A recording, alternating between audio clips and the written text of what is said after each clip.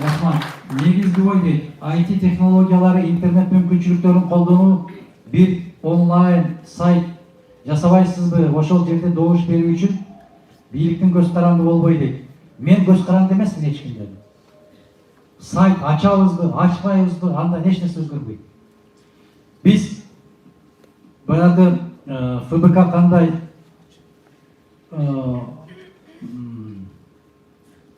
биз материально колдойбуз дейт.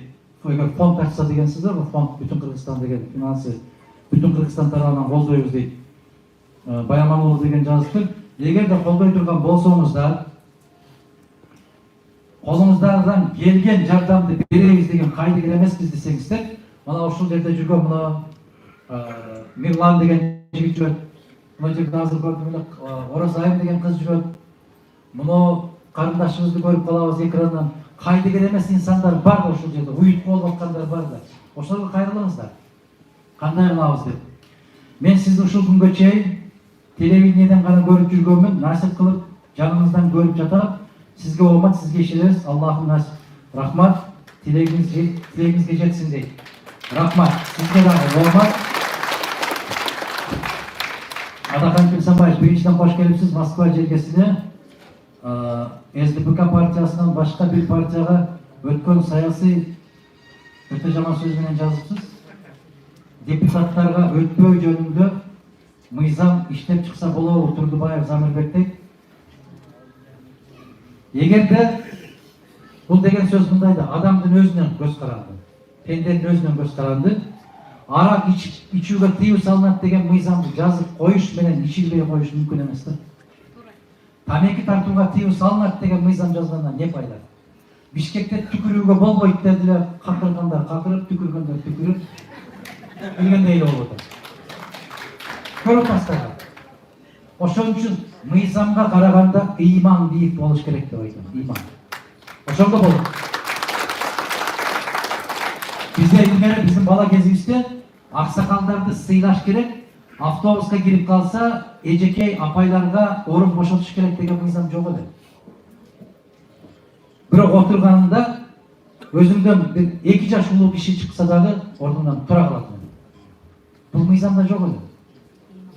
Агай менен эжекелер келатканда аттан түшүп же велосипединди токтотуп алып анан учураш деген мыйзам жок эле. Биз түшүп токтотуп анан учурашат. Өзүңдөн чоңго кайшы айтпа деген мыйзам жок эле. Биз кайшы айтмак турсун, тааныбаган эле киши сени сөгүп атса, жер карап турат эле. Демек туура эмес кылып турган деп.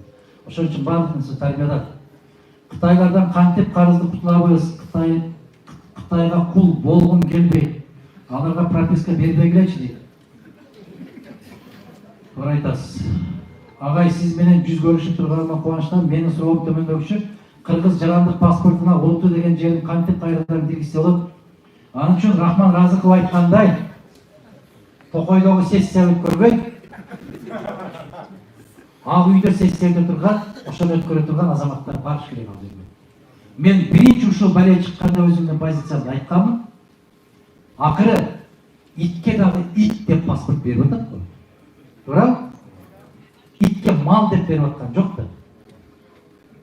Жылкынын паспорту бар, азыр сатам дей турган болсун. Жалгыз биздин жарандардыкы бар. Мунун түбү ошол мезгилдеги сүйлөгөн сөздөрүмдү карап көрүңүздөр, YouTube'да бар. Мен айттым, мунун түбү эмнеге жасалып атат? Өтө куу жасалып атат. Кытайды жарандарга паспорт бериш үчүн жасалып атат. Себеп аларга улуттуу деген жерди алып салса, жеңил болуп калат. Анан улуттуу деген жерге Кытай деп жаза берген болсо, чатак чыгып кетпесин деген өтө арканды алыс таштаган, арамызда ой менен жасалган иш бул. Мына азыр Америка 4 Африка өлкөсүнүн ичине 5-чи кылып Кыргызстанды кошуп койду. Бизге виза берилбейт деп кыргыздарга. Эмнеге? Себеп кайсы мамлекетте, кайсы өлкөдө кылмыш башталса, кылмышкерди карамаса, кыргыздын паспорту менен чыгып атат. Силер туруксузсуңар деп атат. Силерде коопсуздукка мындай бир кепилдик жок деп атат. Паспортуңарды каалаган киши алат экен дейт. Көрүп атасыздарбы? Өткөндө чоң жыйында ушундай болуп атса, Ne dedi? Aksakalıma men ayttım, men андай kılбайт деп koydu.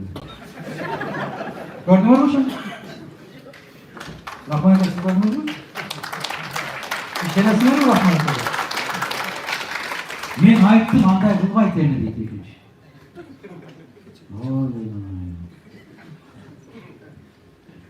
Assalamu alaikum, alaikum assalam. Partiyamız менен мигранттар арасын шайлоого катыша тургандар бар дейт. Мигранттардын арасынан деп айтпаңыздар деп айтам. Убактылуу сыртта жүргөн жарандар деп айтыңыздар. Мен жаман көрөм ушул сөздү. Бар, жок эмес. Болгондо дагы мен тандаган жокмун, сиздерге кайрылганмын. Ким биздин маселени көтөрөт деп ишенсеңиздер, көтөрүңүздөр деп айттым. Мен талапкерди тандабайм, талапкерди сиздер чыгарасыздар. Рахман акені дагы мени тандап алды деп атасыздар. Эгерде элдин арасындагы көйгөйлүү маселелерди ушул киши көтөрбөсө, эл сиздердей болуп дүркүрөтүп кол чаппаса, эл сиздердей болуп колдобосо, мен бул кишиге сунуш кылбайт элем да, туурабы? Эл колдоп аткандыгы үчүн сунуш кылып атам да. Сулуу десең сулуулук жагы деле жок. Жаш десең жаштык жагы деле жок. Бай десең байлыгы деле жок. Эмнесин сунуштайм? Элдин ишенимине ээ болгондугу үчүн, элдин колдоосуна ээ болуп аткандыгы үчүн чыркыраган чындыкты сиздер билбей атасыздар. Бул киши жума сайын 200дөн 300дөн канча киши жыйналган болсо, ошол жерлерге барып, ушул сөздөрдү жеткирип келет. Билим берүү министрлиги жасап аткан иштерди ушул киши жасап атат. Маалымат министрлиги жасап аткан ишти ушул киши жасап атат. Маданият министрлиги жасай турган ишти ушул киши жасап атат.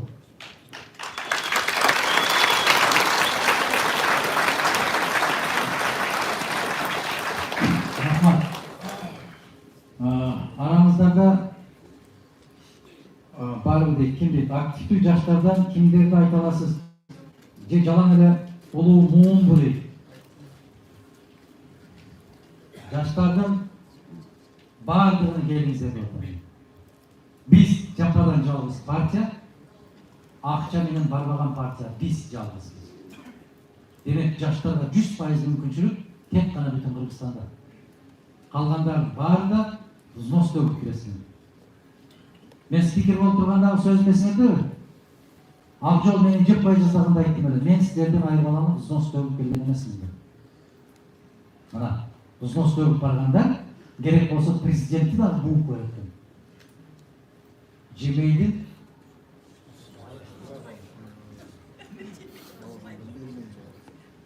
алмайдын бергейи бар. Ар нерседеке болду. Ар нерсенин артында сөзсүз аты бар. Ошондуктан акча төлөп алып кирип, мен алдыма келип алып, эмне болду? Дей турган кишилер мага кереги жок. Бизде бир киши болот. Бир жетекчи болот. Баардыгыбыз кеңешип чечебиз, чечимдин аткарылышын бир киши көзөмөлгө алат. Айтып койдум, андай болбойт, андай кылбайт деп болбойт.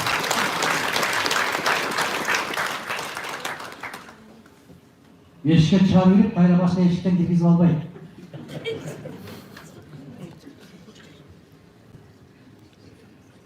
Ишиңизге керек башка партиялар менен же Ата Журт партиясы менен биригүү болушу мүмкүнбү? Жок. Мен кесе айтам. Жок. Себеп? Мен кээ азаматтар менен биригип, шалгынга барып алып, башымды көтөрүп карасам, жалгыз эле экенмин. Күн баккан эле кечирип барат. Ошон үчүн Амар Хаямдын керемет сөзү бар. Көрүнгөндү жегенче ачка калган жакшы, көрүнгөн менен болгончу жалгыз болгон жакшы. Мындайча айтканда, биздин керемет акындарыбыз айтат го. Жаманды өпкөнүнөн сөккөн артык дейт. Туурабы? Кээ кишилер менен өбүшкөнгө караганда сөгүшүп эле жүргөн жакшыраак да. Аны достор да билет.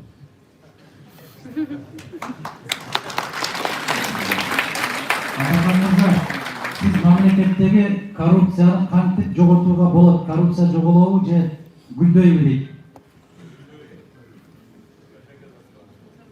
эгер де мамлекеттин башындагы турган жетекчи таза болсо, бүт барып жактан башталат. Аккел дебесе де бүтөт баары. Туурабы? Мен бул соттон кутулам, акыреттеги сотко барганда тутулам деген жүрөгү калтырап титирип турган иман көкүрөгүмдөгү толот. Чөнтөгүмдөгү акчасы эмес. Долларбай миллионерлер эмес. 30 миңден улак чаптыра тургандар эмес. Пенсияны 15 миңге чыгарып бере турган азаматтар эмес. Эртең жараткандын алдына барып жообумду берем деген коркунуч сезим бар инсан келсе, коррупция ошол күнү тыйылат. Рахмат. Сизде Ушаков менен дагы бир байланышыңыз бар дейт Тажыбай дейт. Болот, Кудай буйрса.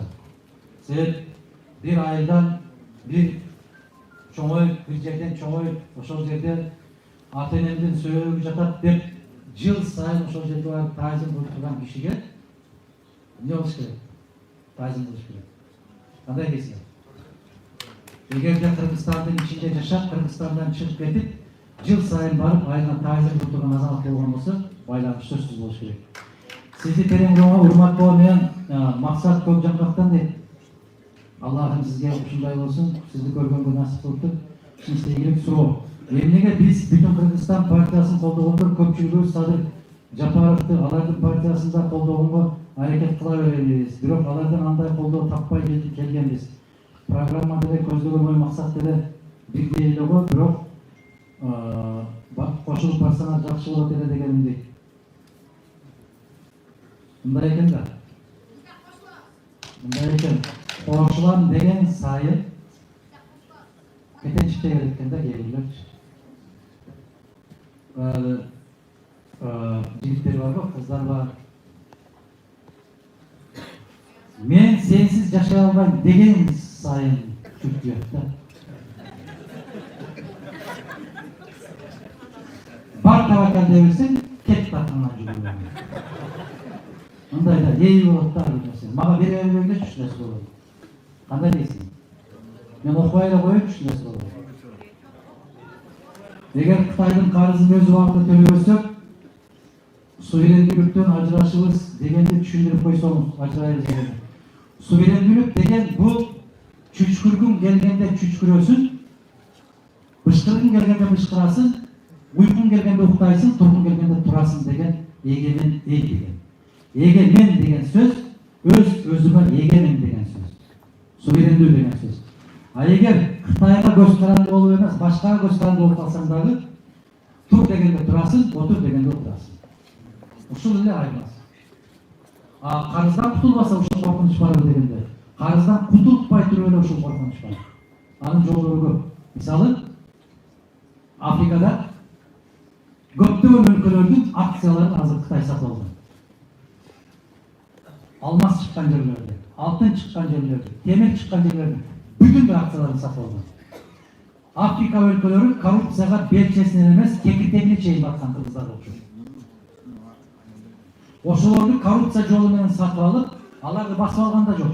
Жок, эми чоң завод фабрикалардын жетекчилерине Кытайларды коюп койду. Ошол Кытайлар кимди көрсөтсө, эли ошол кишини президент кылып коюп берет. А ошол киши, ошол заводдун директорлору эмне десе, ошол гана чечимди кабыл алат. Кукла да, куурчак болуп отуруп. Биздикилер да ошондой болуп калды азыр. Биздин кызыкчылыкты козгоп бир коркобойт. Ошолордун кызыкчылыгын коргойт. Инвестор кетип калбаса экен деп корком дейт атам. Кетмекти баары кетти, биз кетип албай кыйналып атпайбыз, туурабы? Ушулар кетип калбаса экен деп коркот экен. Ошондуктан өз киндигиңди өзүң жескен, өз түндүгүңдү өзүң көтөргөн эл болуш үчүн биз өзүбүз жоопкерчиликти сезишибиз керек. Мына жерде канча 600 700 киши отурабыз, Эртең чечим келгенде биз өзү 5 жыл казанда кайнаган элбиз, бир күн уктаган элбиз да. 5 жыл какшайбыз, ошол какшаган маселе чечиле турган күнү уктап калабыз. Же шорпо куюп берип койгон болот, же тамак берет, же булакчага ошол бойдон дөңдөн ашып кетесиң да келбей каласың, эксечиңди бересиң. ушундай болушу керек, карашыбыз керек. Mikrofon verip koygulatçı. El görsün. Макул. Ассаламу алейкум дейт. Биз үй-бүлөбүз менен ар дайым колдоп келгенбиз, андай мындай эми бул каалоо экен. Кадамжайдан Бакыт деген азамат ошого эмне кылсак болот деп аягында суроо койгон экен. Кыргызча сүйлөгөнгө кыргыз салтын кармагандар жапайы билимсиз кылып көрсөтүшүүдө. Бул биздин жаштарга терс көрүнүштөр болуп атат. Кыргыз киносунун тармагында деп мен ушуну айтып жүрүп каршы атам. Жаман көрүндү. Айтып атасыздар. Кыргыз киносун көрбөйм мен. Кыргыз каналдарын көрбөйм. 20 жыл болуп калды. Бир газетти колума алып окуйм. Неге? Бүтүн жалган. Кинолорун карасаң эч карай албайсың, көрө албайсың. Жалган. Спектакльдерин да карай албайсың. Сен ойноп атканың көрүнүп турат. Мына Алтын доор деген түрктөрдүн фильми. Ошону кыргызчага которуп туруп, ошону карап көргүлө дагы. Өзбектер өзбекчеге которуп туруп, аны карап көргүлө. Султан Сулейман өзү сүйүп аткандай сүйүп атат. Хүрөмдөр өзү сүйүп атпайбы? Биздикилердики болсо, оозу башка жакта турат дагы, сөзү башка жакка кетет. Сатыбалды Жээнбеков айтты эле да, раматылык. Улуумун билесиздер, жаштар билбейт.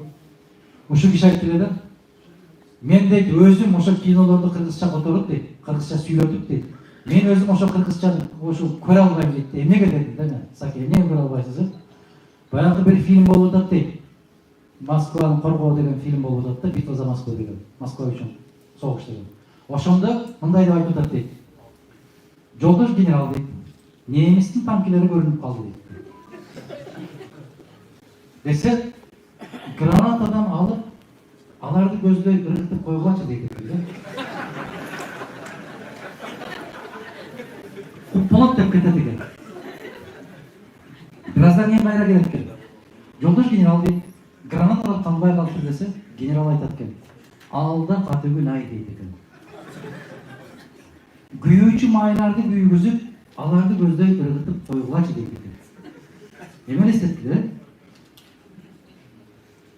Ошол сыяктуу биз өзүбүз үчүн өзүбүздүн үстүбүздөн өзүбүз күлүп аткандан кийин биздин келечегибиз бар.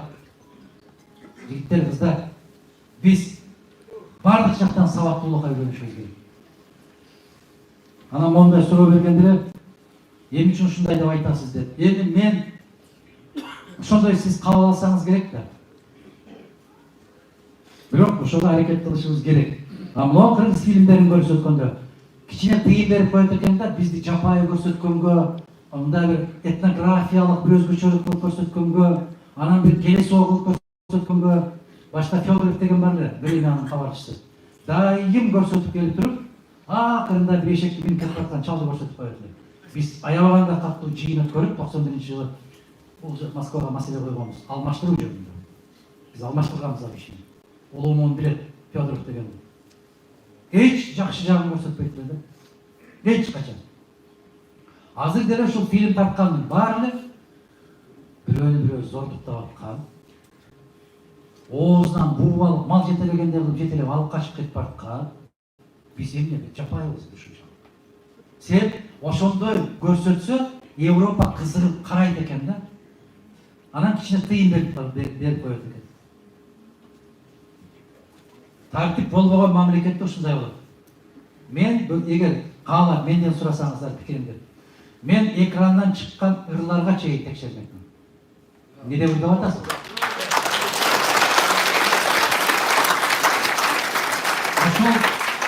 Ошол ырлардын мааниси эмне? Эмне жөндөр деп атасың? Эмнени жүгүрүп барып эле магнитте болуп чапташып калып атасың? Ким менен чапташып атасың? Эмне болду сага? Бирдеме чактыбы? Эмне безгек тутуп жатып калып атасың? Кайсы жерде Бишкекте, Кыргызстанда пистолет көтөрүп жүгүрүп жүрөт? Кайсы жерде окуя ушул? Бул эмне деген жапайы иш? Кечирип коелуңар. Ар бир үйдүн тартиби болуш керек. Биздин тартибибиз ушундай болуш керек. Ыр барбы? Мына азыр көрүп атасыздар. Жаңы жыл болгондо биз эмес, сиздер жашап аткан өлкөнү караңыздар. Бүтүндөй 60-чы, 70-чи, 80-чи жылдагы тартылган кинолорду коюшат, Москва слезам не верит. Туурабы? Ирония судьбы или с легким паром. Мына ушул кишини Операция И или Приключения Шурика. Бүт Гайдайдын фильмдери жанагы баарыбызга жаккан Союздун мезгилинде хит болгон Элдар Рязановдун фильмдери. Ушулар эмне үчүн бүгүнкү күндөгү тарткан фильмдерин коюшпайт? Себеп ага талап жок. А бизде мыкты концерт болсо кимдин? Ырыспайдын ырлары кетет. Азыркы 5 күндүк жылдыздардын ырлары токтойт. Мен мына суроо берген аксакалбы, жаш жигитпи, Бакыт мырза 100% сиздин пикириңизге колдойм. Мамлекет эгерде колго тийип калган болсо, билип коюңуздар. Мен дайым айтып келем. Бүгүн жаштар китеп окубайт. Жаштар эмес, жога жакта отургандар да окубайт. Эмне менен жеткиришибиз керек биз? Кино менен жеткиришибиз керек. Ыр менен жеткиришибиз керек. Кинону кандай тартыш керек? Мамлекет буйрутма бериш керек.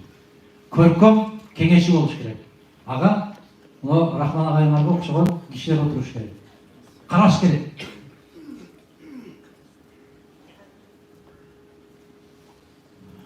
Биздин жогорку кеңештин депутаттарын 50%га кыскартса, алардын айлыгын жылына 3 мектеп түшөт экен.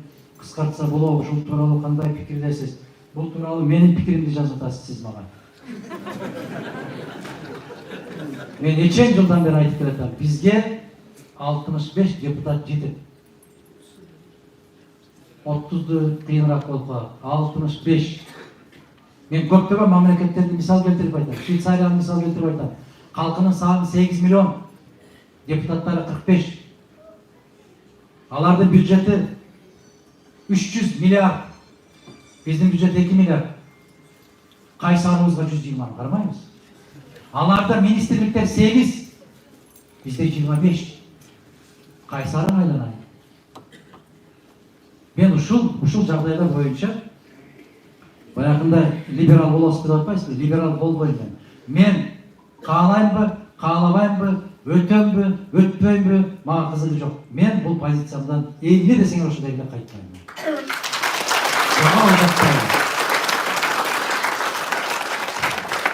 Кыргызстан 2024-жылы карыздын эң чоң өлчөмдө төлөп баштайт.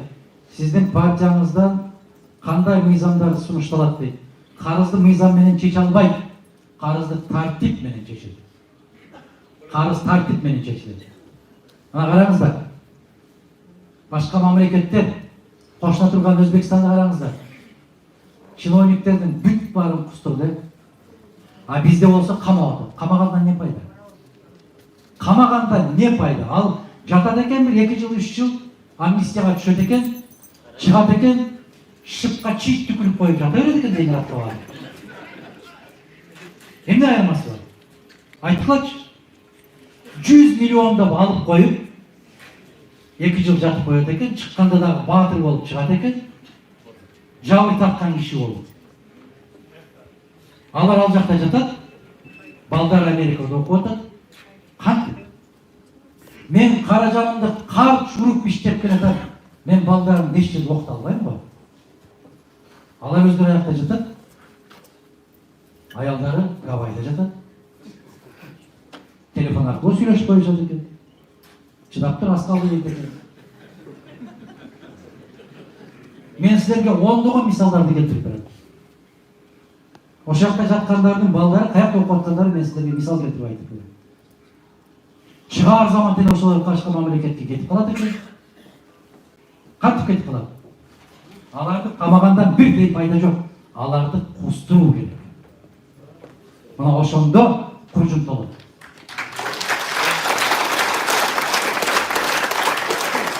Geçen bir ayakta 160 milyon dolardı cep koyuptu деп 7 жылга кесип атат бирөөнү. А 7 жылга кесилген нерсе эртең эгемендүүлүктүн 30 жылдык болуп, 1 жылдан кийин анан мына апыска чыгат. Бүттү да. Мен нече жылдан бери айтып коем го. Сен чыдап тур. Анан түрмөгө дагы киргизбейт дагы, бер жакта СИЗОдо кармайт. Эмнеге? Ал жерде кармаганын бир күнү 2 күнгө иштейт. Анан сотко алып бармыш болуп коет, алып келмиш болуп коет. Анан 3 жыл өтүп кетти, демек 6 жылга кести келе 1 жылы калды дейт. Муну билбейсиздерби сиздер? Билсеңиздер ошого жараша ой жүгүртүшүңүз керек да айдан. Рахман аке, сизге эгер бирөө 150 миллион берсе 3 жыл жата алабыз ушу.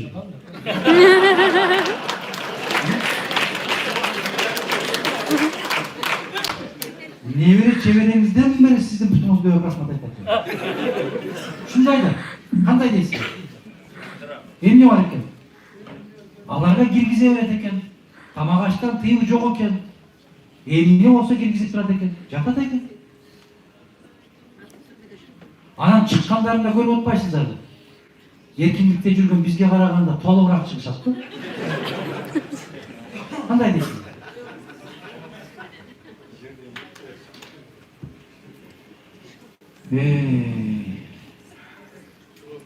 Кыскача суроо.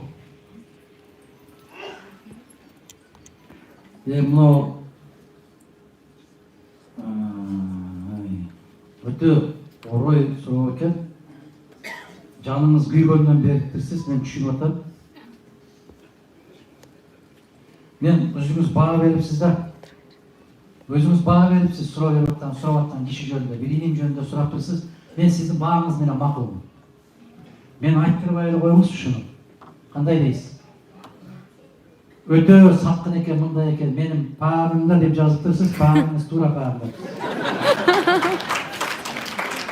Салам алейкум, Кыргызстанда президент болбой туруп өнүк турса болобу, рахмат дейт.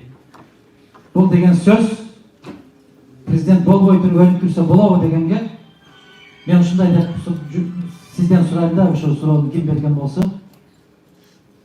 Кыргызстанга барбай туруп үй кура аласызбы? Акча жөнөтсөңүз куруп коюшу мүмкүн атаңыз.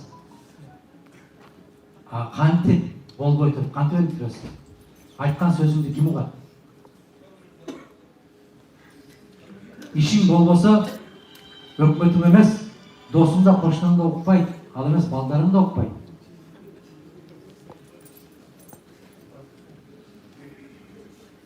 Жыртык жынсы кийген адамга көз карашыңыз дейт Акылбек.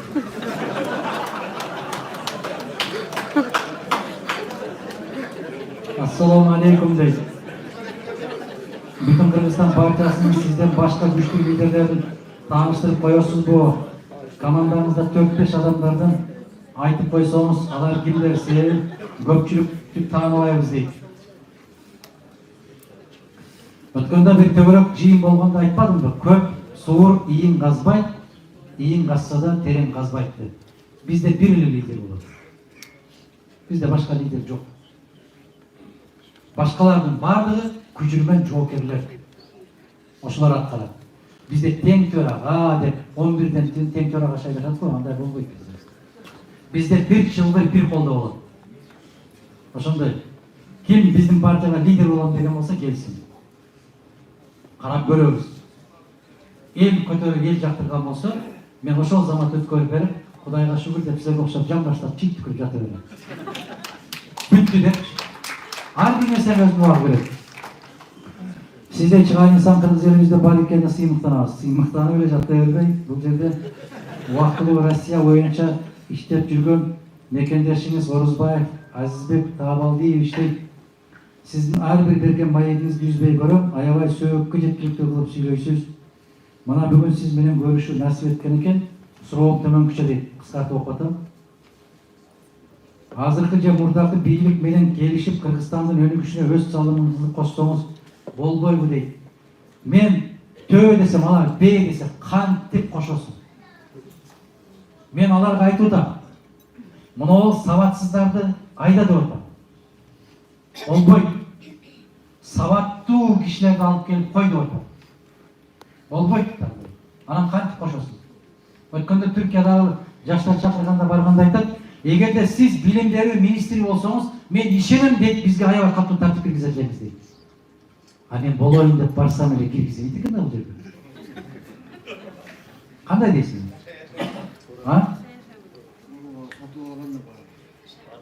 кашай ашам дейсизби? 500 доллар беришкенсиз. Ассаламу алейкум, Алахан Кемсанбаевич. Отырып аласызбы дейт. Отырып алыңызчы дейт. Рахмат. Ушул сунушуңузга рахмат сиздин. Мен азыр аз калды. Бир 7-8 калды. Бүтүрүп эле анан отурайын, анан рахмат экен тургуза алсын. Жакында эле жаштардын КЛДП партиясы түзүлдү. Билет чыгарсыз, ошол жөнүндө оюмуз дейт. Оюм жок, мен анын программасында көргөн жокмун, пикирин да уккан жокмун. Эгер бүтүн Кыргызстан шайлоодон өтсө, Баткен чек арасын чечүүгө кандай салым кошот дейт. Баткен чек арасын чечүүгө президент болмайынча чечилбейт бул маселе. Бұл маселе чечилбейт. Мен 1000 жолу кайталап айтам, маселе чечилбейт. Биздин мамлекеттин президент катарында алар тааныш керек. Ага ишениш керек. Мына алдын ала сүйүнчүлөп жибердилер. Рахмон Баткенге келди, Баткенден көлгө кетти, маселе чечилди. Чечилбейт. Жаштардын сонун ыры барбы? Карап койсо гүлдү дебе, гүлүп койсо сүйдү дебе дегенди. Келип койсо да бүттү дебе айдан. Ал келип мындай энесин тартып көрдү. Болобу болбойбу дегенди. Сизди колдоп кубаттап келген кыргыз элине рахмат. Ошондой эле Рахман Разыков сизге дагы чоң рахмат дейт. Актап, караны кара деп акчага алданбай, Мадумаровду колдоп келгениңизге рахмат дейт. Мына мен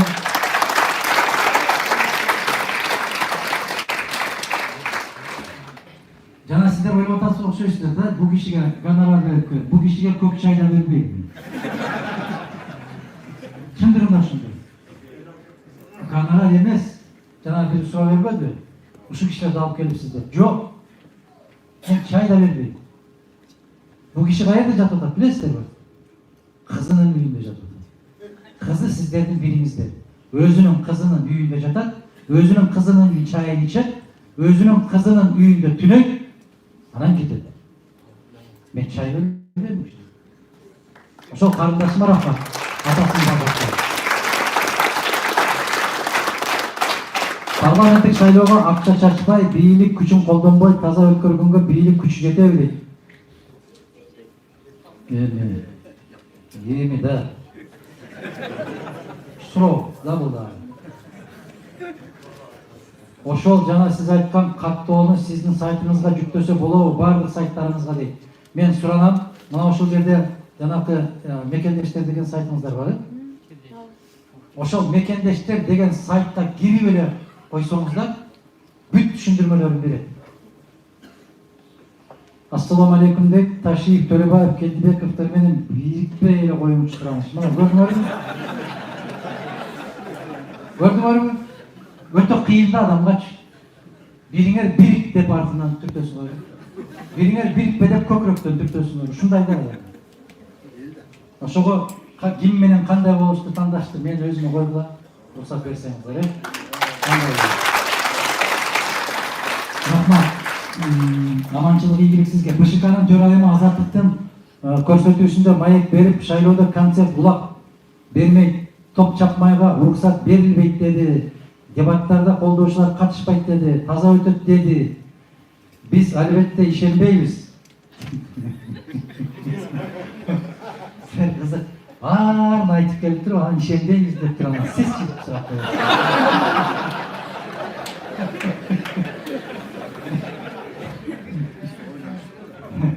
Мен 9%-дан коркпойм. 200 миңге чейин акчага добушун сакчысы деги сөздөрдү айтышып эле Сулайманов Ташиевге окшогондор шайлоо эреже тартиби аныкталдыбы дейт. Аныктала элек, 9% боюнча маселе чечиле элек, бирок жанагындай иш-чаралар өткөрүлбөсүн деген мыйзамдын долбоорун биз 3 партия мындан 2,5 жыл башта жазып колдоруна кармап койгонбуз. жерге жыйын өткөрүүгө да тыюу салганбыз. Көчөгө жылмайып турган сүрөттөрүңөрдү илүүгө да тыюу салганбыз. Мен деп турат балдар. Колун созуп кел элиң айын. Ушундай сүрөттөргө чыкпаш керек. Теледен рекламалар дагы кетпеш керек баягындай болуп. Көрүп атасыздарбы? Эмне кылыш керек?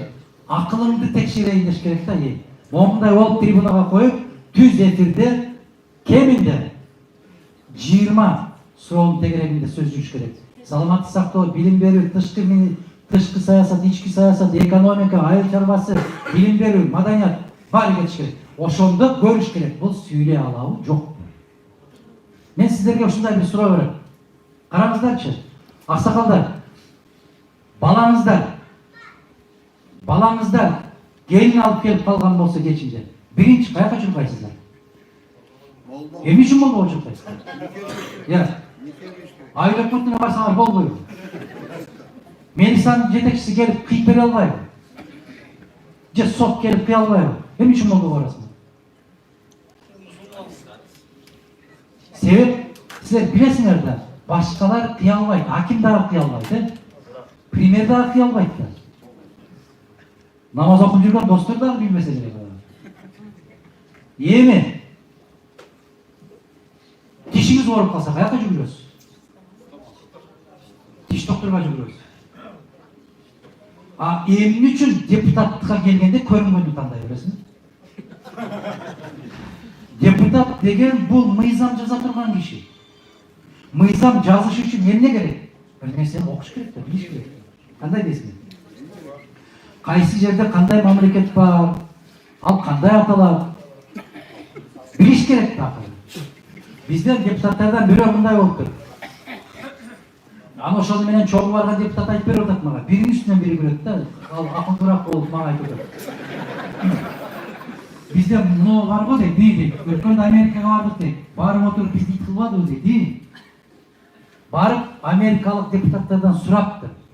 Sizlerдің parlamentinizde kança partiya деп. Бесе ал айтты да, 2 партия деп.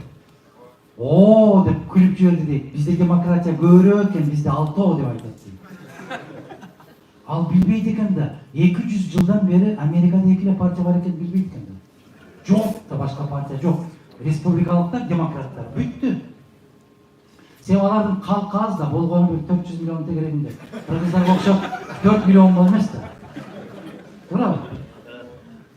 Эми ошо киши келип парламенттин башчыларынын бири да кандай дейсиңер? О деп кол чаба берди дейт. Бизде демократия көбүрөөк экен дейт. Америкалыктар түшүнбөй калды дейт иронияны. Бул не деген сатира болду деп да. Кандай дейсиңер? Бар экен. Ошондуктан жогорку кеңешке бара турган кишилерди ойлонушубуз керек биз.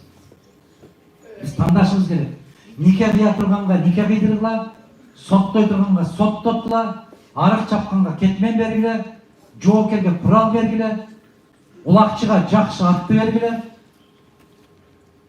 сүт сааган кишилерге жакшынакай кылып бир чака бергиле, мыйзам жаза турган адамдарга колуна калемдер берсиңер койдум. Кандай дейсиздер? Эгерде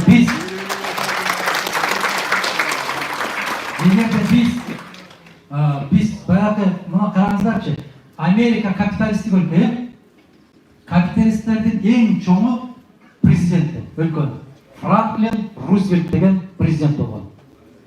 Кече 30-30 жылдардын аягында, 40 жылдардын башында Франклин Рузвельт жападан жалгыз президент 4 жолу шайланган. 275 жылдын ичинде эч качан мындай болгон эмес. Эмне үчүн? Эл көтөргөн аны. Ушу биринчиден 33 жылдан 39 жылга чейин 6 жылдын ичинде американская prosperity деп коет, америкалык гүлдөө. Ачарчылыктан, ачкачылыктан көтөрүп чыккан киши. Өзү майып болуп калат, оорукчан болуп, буту баспайт. Ошол киши мындай деп жазылды. Жакшы мыкты бизнесменден эч качан мамлекеттик ишмер чыкпайт дейт. Себеп ал эч качан мамлекеттин кызыкчылыгын ойлобойт, ал кирешени гана ойлойт дейт. Муну коммунист Масалиев айткан жок. Bunu социалист айткан жок, муну капиталисттердин башчысы айтып атат. Ошондуктан мамлекеттик кызматкерлерге бул бай экен, башта да ушинтип айтат эле. Муну ишкерди алып келсе көтөрөт. Ишкер өзүн көтөрөт, сени көтөрбөйт. Муну улакты жакшы чабат экен. Чапса өзү чабат, сага чаппайт аны. Бизге мыйзам жазган киши керек. Түшүнгөн киши керек. Суроом, сиздин партияга кантип кошулса болот? Арыз жазасыз да кошуласыз. Азыр биз электрондук каттоону да киргизгенбиз. Бирок тилекке каршы биздин чарабызда дагы анча бейтартиптик болуп турат да. 2 сайт ачып кимибиз каттайбыз дедилер. Ушунчалык жүрөгүмдү жешти, мен ачык айттым. Экөөбүздү жапчы. Жүрөк зада кылбагылачы. Жөнүнө койгулачы. Ушунчалык жаман. Эми жакшы иш да бул жакшы иш. Бирок бирөөнү айтсаң бирөө оодарылып кете жаздап атат, экинчисин айтсаң экинчиси оодарылып кетет. Экөөбү тең аман калдагы тек кой дедим. Ыраазымын. Кантип депутат болсо болот? Гарантия барбы дейт. Кимге? Сизгеби? Кимге гарантия? Бүтүн Кыргызстангабы? Мен гражданин РФ болсом, кантип депутат болсом болот? Эч кандай боло албайсыз. Андан көрө Госдумага аракет кылайын. Ушул жактан болуп калат. Же Мосгордумага. Менин суроом, РФ жарандыгын алгандар шайлоого кантип катталып, кантип шайлайбыз? Мен жана айтып бердим. БШК айтыптыр, катталып шайлоого катсаңар болот дептир. Ошол сөз куттуу болгон болсун, аракет кылабыз. Сизге ийгилик каалайбыз. Бүгүнкү бийликтин бул мезгилге чейинки өткөзгөн шайлоолору белгилүү. Сиздин келишиңизге жаш жаңы партия КЛДП менен биригүүгө көз карашыңыз Жакшылык Орозбаев дейт. Жооп бердим буга. Адахан мырза, Бүтүн Кыргызстан партиясынын курамын тааныштырып өтсөңүз дейт. 110 миң киши бар. Канчасын тааныштырам? 110 миң биздин мүчөлөр бар. Бүгүн эле алып келдим мына партиялык билеттерди. Бүгүн дагы бир канча киши партияга өттү. Кече бир кызык окуя болду. Кабинетке келсем 2 кемпир отурат. Байчылар. Эмнеге келдиңер энелер? Партияга өткөнү келди. Эмнеге? Биз ушу партияны тандадык дейт. 80ге чыгып калышты.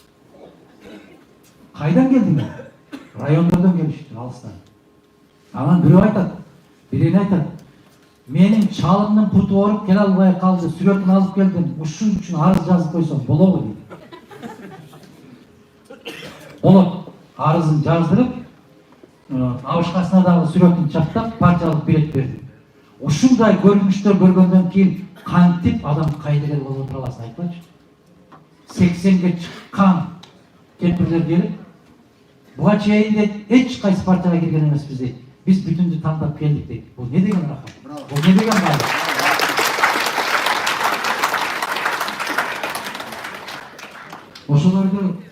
Ошолорду момундагы тартиптүү киргизип чыгарып коеюн дедим эле.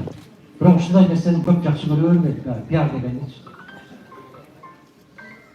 АКШнын визалык режимине көз карашыңыз дейт. Мен жана айттым. Эгерде өзүбүздө тартип болбосо, алар ошондой тартипти талап кылат.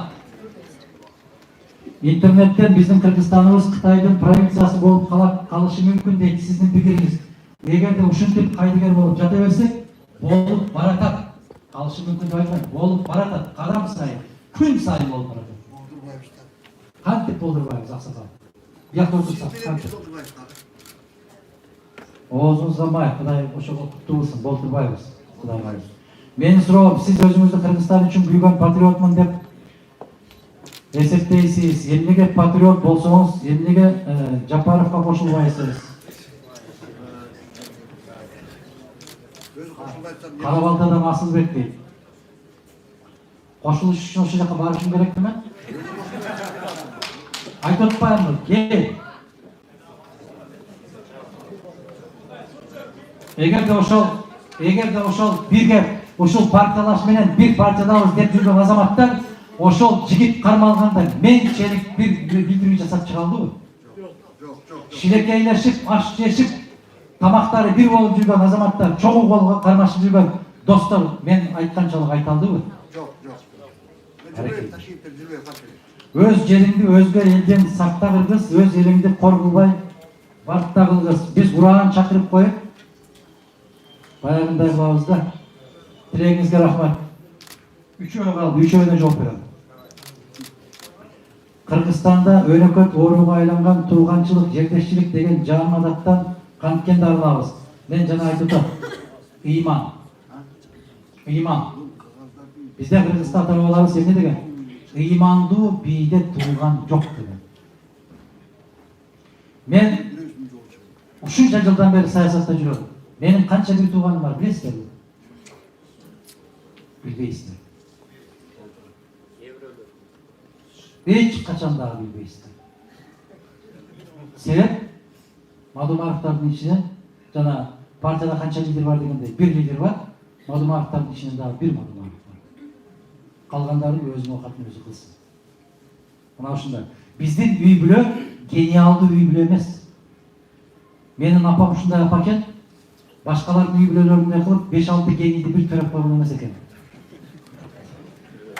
Bir үй бүлөдөн чыкса эле бүт эле бүт бар. Агасы дагы гений экен, иниси дагы гений экен. Баары гений, андай болбойт. Биздин өзбек туугандарда бир макалы бар, Булбулдун 10 та баласы болсо, биттаси сайрайды деген. Ошондойбу? Анан кандай кээ бир үй бүлөлөрдөн 5-6 бирге сайрайт билбейм. Бирөө эле чыгып алган болсо бүттү да тырмышы. Калгандары кете берет экен аркылуу. Ошон үчүн тууганчыл болуштун кереги жок. Тууганга күй, көкүрөгүң менен күй. Кызматың менен эмес. Жаңы эле жогорку окуу жайларды бүтүргөн жаш кадрларды ишке алуудагы коррупцияны канткенде токтото алабыз. Мен жаңы бүткөн жаштарды ишке алууга өзү негизи кызыктар эмесмин. Эми биздин медиа институту бүткөндөргө элестетип көргүлө да, ушуларга операция жасатпайбы. Аларды даярдаш керек. Жаштарда эч кандай күнөө жок. Ошолорду окутпай калдык биз. Эки тамганы кошуп бир сөз курай албаган келечек муундай эмнени күтсөк болот, мен айттым. Бир сындырын нанга шүгүр кылып уурдабай, тонобой саткан мамлекет, сатпай мамлекет үчүн чын жүрөктөн кызмат кылган келечек муундарды кантип өстүрөбүз? Ар бирибиз ошондой болгондо ошон болот. Кыйын экен бул. Аспеков тууралуу айтып бериңизчи. Мен эми ал жигит айткандай бул эмне? Карл Марксты же Энгельсти ким? Кантип айтам? Берди ушундай кылып кой деп, ошондой кылып атат, кызмат аткарып атат азамат. Мага мен ушундай көрүп алдыңарда көп жолугушкан сайын ар нерсени суроо бере бересиңер, суроо деп ойлойм. Агартуу билим борборуна жана Ысык көл ынтымак коомунун мүчөсү суроо дейт.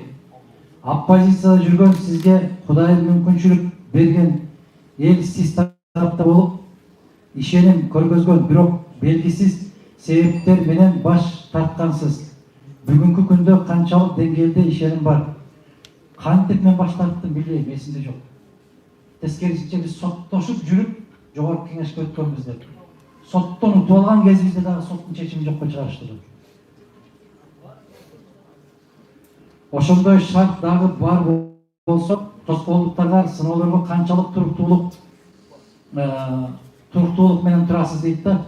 Эми мага мен өзүм баа бербейин, сиздер баа бересиздер. Менден туруктуураак бир саясатчыны айтыңыздар, мен кол көтөрөм. Менден туруктуураак бир позицияда ушунча жылдан бери позициясын өзгөртпөй келаткан бир саясатчыны айтыңыздар. Кудайдын сөзүн элге жеткирген пайгамбарлардын ак сезимден адамдар кабыл алган эмес. Аны динден, тарыхтан билебиз дейт. Айткым келет. Сөзү менен иши айкалышпаган адамдардан сактангыла деген аны журналдан окудум дейт. Жазмадан окудум. Канчалык деңгээлде элге ишеним артып, анан шайлоого бара жатасыз дейт. Эгер элге ишеним артпай турган болсо, жашоонун маңызы жоголот. Адамды эмне жашатат? Ишеним жашатат. Ишеним өлгөн күнү адам өлөт. Ишенимсиз адам жашай албайт. Мен ишенем деп айтып атам. Жана бир мисал келтирдим. Эки кемпир байбичек келип партияга мүчө болуп атканын көрүп, кантип ишеним жана албайт. Мага айрыкча ушул Ысык көл менен Нарын областтарынан аябай соңку кездерде кишилер көбөйүп кетти. Келишет. Мүчө болобуз. Келишет, кантип жардам беребиз деп. Мана ушул кандай ишеним артпайт. Эми аты аталбаган областтарды сурай бересиздерби? Жакшы деп. Ошол бардык Кыргызстандын көбүрөөк көчүнүн бардык жеринен. Чүйчү деп. Ишен карасаңыздар жыйынтыгы чыккан. Ал жашыруун эмес. Интернетте караңыздар. Биз өткөн шайлоодо Бишкек шаарынан Ош областына караганда көп добуш алды. Караңыздар. Илинип турат сайтта. БШКнын сайтында илинип турат. Биз ошон үчүн бүтүн Кыргызстандыкпыз. Биз бир областтын же райондун партиясы эмеспиз. Канчалык деңгээлде ишенесиз деген сурооңузга ушундай жооп берем. Кудайым колдоп, аман жүрүңүз, ийгиликтер суранам. Элге эмес, сиздин жүрөгүңүздө Кудайга ишеним, артыңыз баары болот, буйруктан болот дейт. Рахмат. Соңку суроо. Мигранттардын жогорку кеңештин айырмасы кандай дейт? Сизге кайсы бири баалуу жана кайсы бири жоопкерликтүү төлөгөн дейт? Мен түшүнбөдүм. Мигранттар менен жогорку кеңештин айырмасы кандай? Асман менен жер. Мигрант деп атап аткан биздин жердештерибиз маңдай тери менен акча таап ата-энесин өлкөсүн багып атат. Жогорку кеңеш отуруп алып силер жиберген акчаны жеп атат. Айырмасы барбы?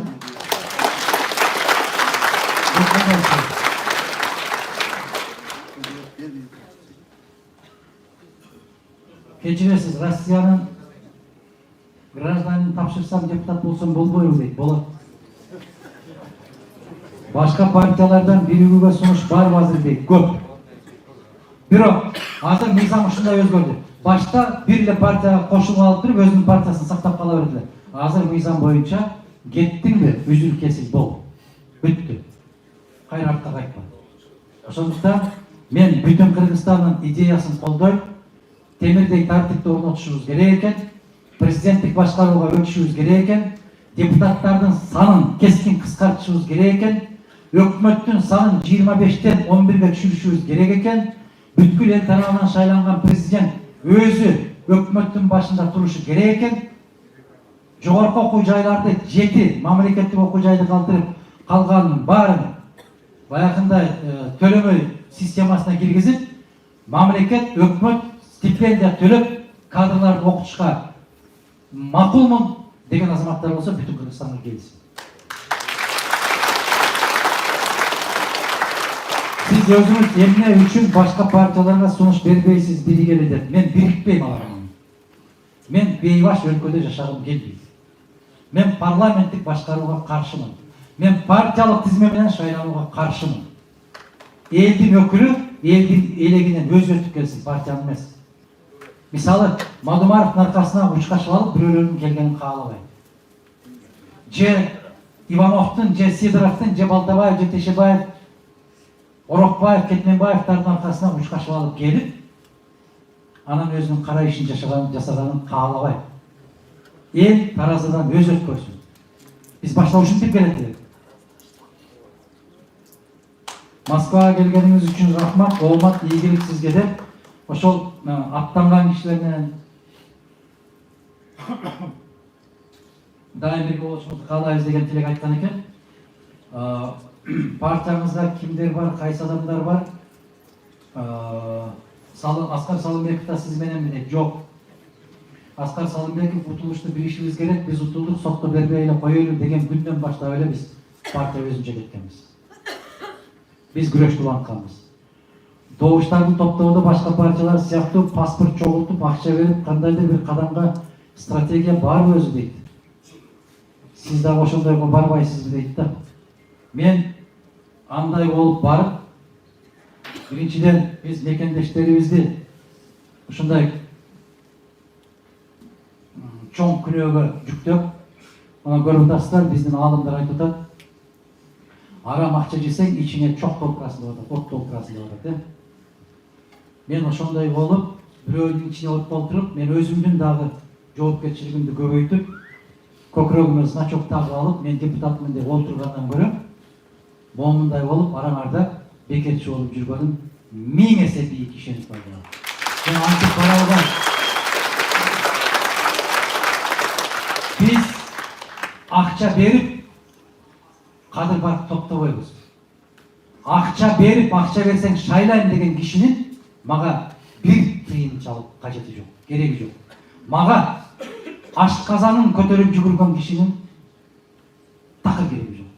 Мага акылын көтөрүп жүргөн киши керек. Ашказан менен кеткендер кете бергиле. Бара бергиле. 2 сааттан кийин ашказанын кулу болуп, ошол жерде отурасыңар бул жерде. Бир нерсеге эске салалы. Биз адам болуп туулганбыз, адам бойдон өтөлү. Бизди эч ким сатып ала албайт. Аягында айта барам. Урматтуу, биздин убактылуу, аргасыз сыртта иштеп жүргөн мекендештер, өлкөнүн тагдыры менин колумда. Өлкөнү мен чечем. Өлкө кандай болот, аны мен каалагандай болот деген сезимге келели, баарыбыз ушуга келели. Себеп караңыздар. Москвада туруп атасыздар. 79 жыл башта 41-жылы 27 километр калган. Москвага киргенге. 27 километр калган. Азыр пушкалар канча километрге атат? Канча километрге атат?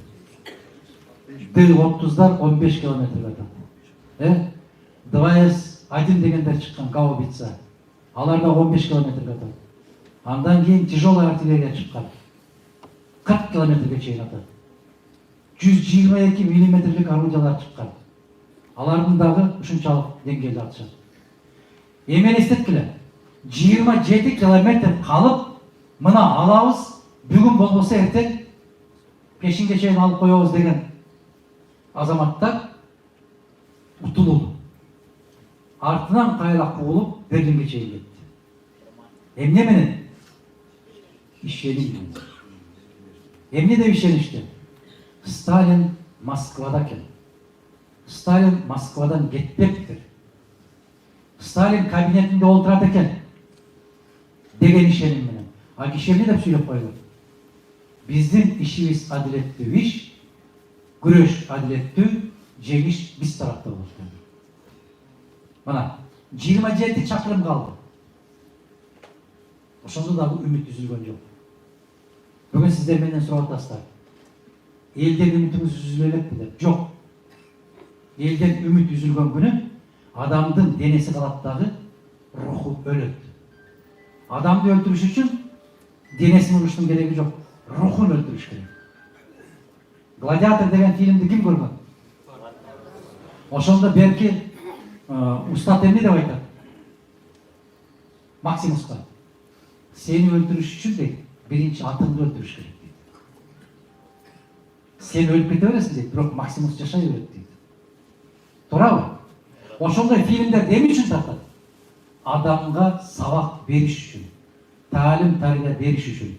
Биз кыргыздарды жоготом деген сайын өздөрү жоголуп келген кылымдар бар. Бизди таратам дегендердин өздөрү тарап жок болгон. Бизди каматам дегендердин өздөрү камалып жатат. Бизди чөгөлөтөм деген кишилердин баардыгы өзү чөгөлөп келет. Эртеби кечпи ишенип коюңуздар. Биз жетпеген болсок, бизден кийинки муун жетет. Биз көрбөсөк, бизден кийинки муун көрөт. Биз эч кимдин колун карабаган, колубузду сунуп, дубаначылык кылбаган күндөрдү келет. Мен бир депутат болуп жүргөндө 30 жашында сүйлөдүм эле. Кыргыздан кызылдын жоголгону көп болду. Кудай буйрса ушундай күндөр келет. Борбордук Азияда өзүбүздүн аталык ордубузду аларбыз деп айттым ана. Ошол күндөр келет Кудай буйрса. Буга эмне себеп берип атат? Эмне үмүт берип атат? Мына сиздердин бүгүнкүдөй болуп келип отурганыңыздар, бүгүнкү күндөгү сиздердин көзүңөр мындан 5 жыл баштагы көз эмес. 5 жыл башта аркасыз көздөрдү көрөт элем. Бүгүн сиздердин көзүңүздөрдү көрмөйм. Чындыгында мамлекеттин тагдыры менин колумда экен деген чечкиндүү чечим кабыл ала элексиздер. Бирок ойлонуу процессинде отурасыздар. Кыргыз өзү тез эле тура калып эле бир шымдан бир жака жөнөп калбайт. Кашынып, башын тарап, чачын укалап, көпкө чейин ойлонот да. Барсамбы же тура берсемби деген. Ошондуктан биринчи кезекте жараткан Аллах бизге инсаф берсин. Бизге ыйман берсин. Бизге көкүрөгүбүзгө ишеним артсын. Күч кубат берсин. Бөөдө кырсыктардан, асман жерден келген балалардан, жаман, жалган жалалардан сактаган болсун. Бүтүндөй апааттардан аман коюп, алты салыбызды түгөл, тапканыбызга Аллах өзү береке берип, жадырап, жайнап, өз мекенибизге келген күндөрдү насип эткен болсун. Баарыңыздарга амандык, жакшылык, ийгилик каалайбыз. Дагы жакшылыктарда көрүшкөнчө аман бололу. Сөздүн аягында Рахман акеге сөз берердин алдында жана сурап атасыздар да, араңыздарда кимдер бар деп, эми көрүп алыңыздар ошолорду. Биз Бүтүн Кыргызстан саясий партиясынын мындай бир ушул деңгээлге жетишине кошкон чоң салымдары үчүн биз кээ бир инсандарды өзүнчө белгилеп сыйлап коюуну туура көрдүк. Өткөндө билесиздер, мен макул эмесмин деген кыздарыбыз биздин волейбол боюнча биринчилик өткөрүп, Москвада биринчиликти жеңип алды. Баарыңар ыраазычылык баракчасын берген. Дагы бир жолу сыймыктанам сиздерге. Баракелде. Рахмат сиздерге. Тайыр Шайырбек деген жигит атайын Казандан келди бул. Татарстандан.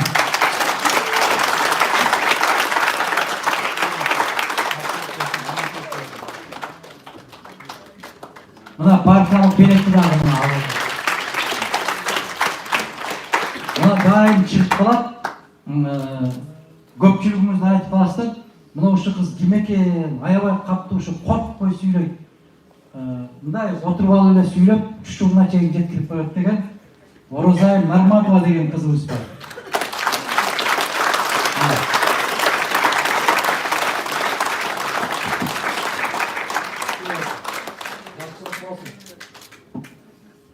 Мына партиялык билетти дагы тапшырып атам, расмий түрдө.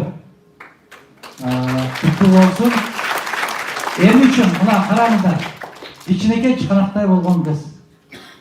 Сүйлөсө дүйнөнү дүңгүрөтөт. Демек, бардык нерсе аракетте. Аракеттен. Мына Суворовду билесиздерби? Великий полководец, ошо кишинин айтканы бар. Слабый духом, сильный. Слабый телом, сильный духом, во 100 крат сильнее, чем безвольного богатыря. Мына ошо сакадай бою саралтын кызыбыз, митти десең митти, элчиликти десең элчиликти, БШК десең БШКны титиретип, бир жанакы эмнелер чыгып калат, мен көрүп калам. Балдар жиберишет, ушундай деп сүйлөп атат деп. Рахмат. Мына ошо Орозайдын ийгилик болсун, жакшылык болсун. Мен ушул жаштарды айтып атам, арабызга келиңиздер дагы. Мына сыртта иштеп жүргөндөрдүн атынан жогорку кеңешке аттар кылып атам мен. Көкүрөгүңөрдө жалын барбы? Чыккыла деп. Назира Алибекова деген кызыбыз бар.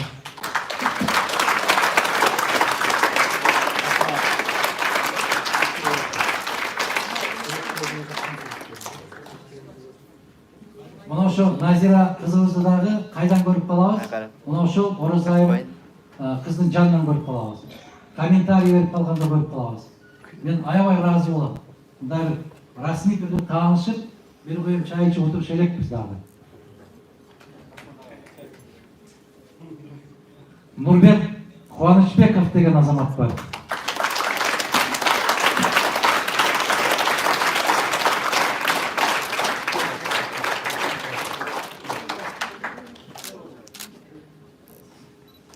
Адахан Модумаров кандай болуп барып келип атат улам Москвага деп. Мына ошо жигиттерге окшогон жигиттер аэропорттон барып тосуп алат, кайра аэропортко алып барып жеткиришет.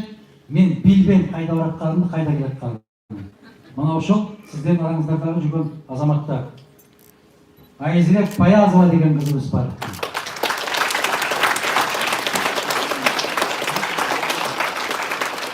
Элге калтып тапшырып коесуңар. Чыңгыз Касымов деген активист бар.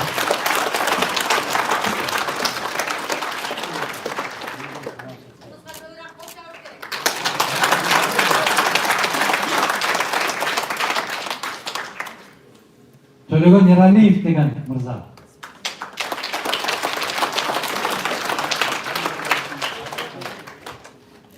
Жокпу?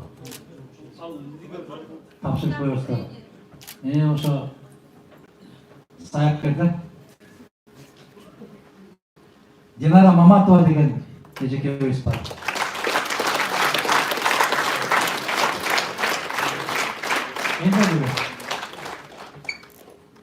Осмонали Уразметов деген мырза.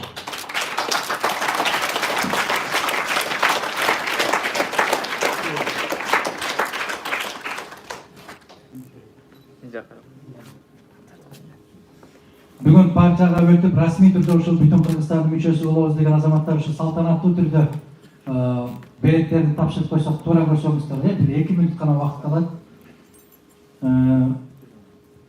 Нурхан Диленова деген эжекебиз.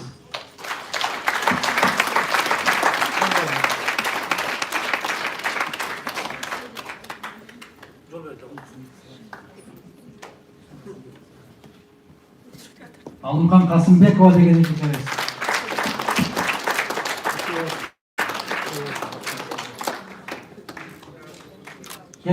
Келиңиздер. Касымбекова Алымхан. Абдуллаев Түменбаев.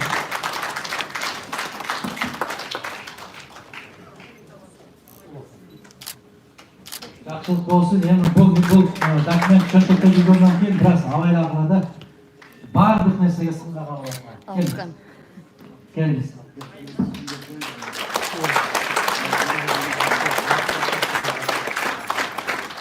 Бек Абубакаров деген.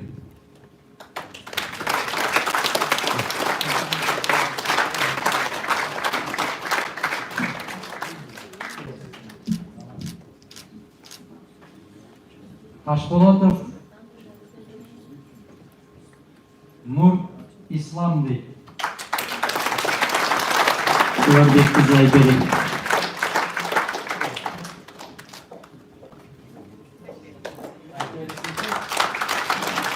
Молобеков Урмат.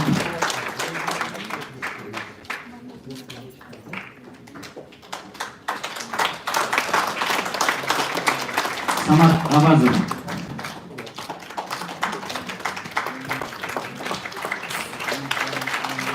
Карабеков Эрлан.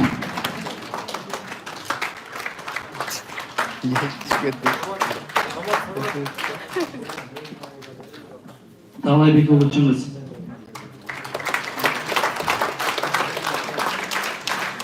Жанибекова Кызжибек.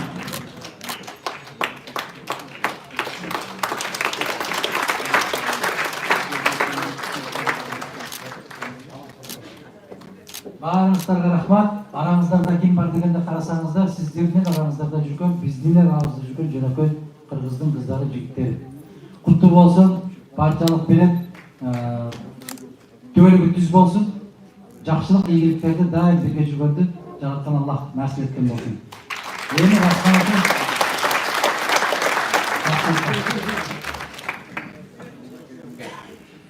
рахмат.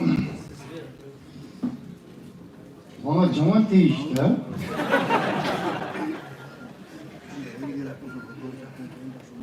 Yine көп теманы Адахан мырза айтты да. Мен ошол темалардын көп төрлөрүн жазганмын, сатиралар жазганмын. Кино жөнүндө айтып кетти, кино жөнүндө кызык айтты. Киного тартылыш жаман кыйын.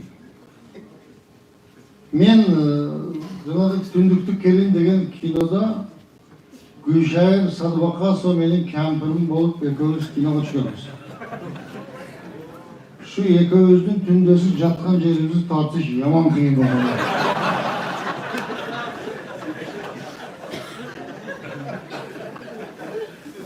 O yerде караңгы болгон менен o yerде 20 адам антип карап турат же. Мына карап жат, жаман кыйнайт да. Bu kinoga tartılış kıyın. Çında öyle bu kinoların dengeli, sapatı načar, sebebi kanal desem көп себептер бар да мына. Мен ошо тартылган киши катары айтам. Оңол каларбыз эми, издеп атабыз. Ырлар жөнүндө аябай жакшы айттыңдар. Ырларды акындар өлүп калганбы дейин десең, акындар бар. Азыркы ырлардын деңгээли ушунчалык бузулуп кетти. Атаң бар, чакыр бияга таансага деген. Ырларды өлүп калдык да. Бул не деген ырлар булар? Жүгөрүнү македейт, эчки дебей такедейт деген ырлар. Каяктан табат мындай ырларды билбейм да. Bir ülkem var, arga joyupun degen ошо. Анын ырын угуп алып, температурам көтөрүлүп, Разан сайга баралы, салкын жерди табалы, матраста алалы, тагынканча жаталы, анан кетип калалы деген ыры бар да тугалы. Бул неге мынтип жазат? Жаза албасаң акындарга бербейсиңби жаз деп айткым келет да. Эмне деген керемет ырлар бар да мурдачы. Жүрөк ырды айтылды, жүрөк. Бүгүн biz ne жоготабыз? Колоритти кыргыздын нукура оонун жоготабыз. Ар кандайоондорду алып келип чапташтырып ырдай берип, бүгүн колорит жоголуп кетип баратат. Аны жоготсок биз каяктан табабыз анычы? Бул өтө коркунучтуу болуп атат да ушунча. Мен Южный Кореяга концерт коюп барып, ошакта да бир 5-6 миң кыргыз бар. Ошо жерде бир кызык нерсени көрдүм да. Дева компаниясынын өкүлү келип, кыргыздарга рахмат айтайын деп келдик. Силер биз чыгарган Тико деген машинага оон чыгарып ырдадыңар дейт. Тико деген оон бар бизде. Ошондо бирок мындай деген сөздөр бар, биз түшүнбөй калдык.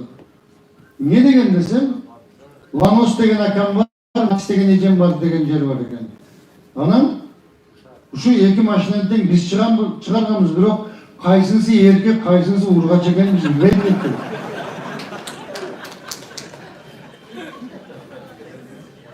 Корейстер, мен бул ырларды неге айтып атам?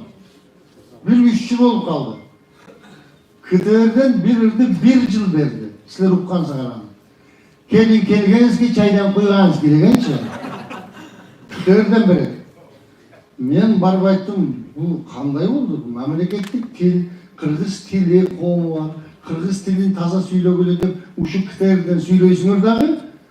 Берген ырыңар келгенсизге. Çaydan kuyganız ki, kүйөө баланы семиртип бакканыз ki. Biz ушундай бирдеме болуп калдык да. Анан буларды жазасың да анан кийин. Эмне деген керемет оондорду айтылат, мурдагы оон. Мен Залкарлар эстен чыгышпайт деген бир чыгарма жазгам. Ырыспай өткөн алубак кетсе да бизден арылап, чыкпайт деп сен деген боюнча чынайсам сахна таарынат. Кайрылып көлгө келер деп ак куулар сени сагынат. Боздогон сүйүү сырларын, ырдаган сүйүү ырларын, ак булут болуп калкыган бирок жашоонун көрбөй жыргалын, асанды жерге жашырып биз асырап калдык ырларын. Керметов кичүү мекениң, кыйкырсам үнүм жедебиң, Эшбайдын уулу токон жок ээрчип биз жүргөн кечегиң, ырдаган бийик нотага ыйлаган жетпей нешениң.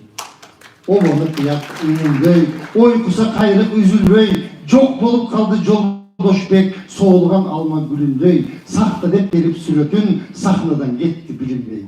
Ырыспай ырга тамырсын, асандын үнү жаңырсын, ак суубай токон Жолдошбек баарыңа бейиштен орун табылсын, жүрөктө калган сакталып, досубуз чубакка, инибиз Аппазга колдор чабылсын.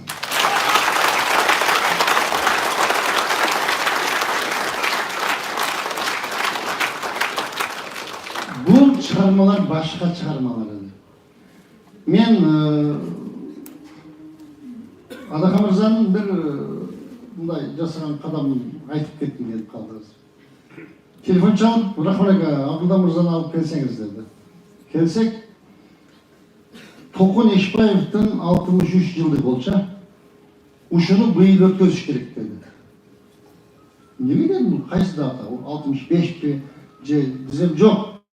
Пайгамбар жашында чыкты, өткөзгүлө. Бардык. Бардыгын өзүм уюштуруп, өзүм жасатырмын деп айткандай болду. Кыргыз драма театрында өтүп атат. Эшбаевдин 63 пайгамбар жашында деген. Бир да бийликтин өкүлү басып келген жок. Губернатор да келген жок, мэр да келген жок. Адахан мырза чыгып айтты. Токон ака, сиздин ырларыңызды угуп биз чоңойгонбуз. Мына бийликтин бир да кадам келбей атат. Сиз аларга капа болбоң. Алардын келбей атканы сизди жаман көргөндүктөн эмес, бул жерде мадымарып тургандан келбей атат.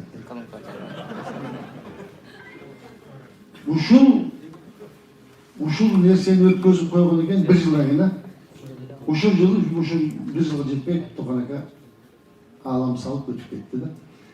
Мен айттым, каяктан билдиң эле буну дедим. Кандай буну каяктан келип калды бул нерсе десем, ушул кишини көңүл бөлүп коюш керек деп калды. Ушундай бир залкарлар кетип калды да.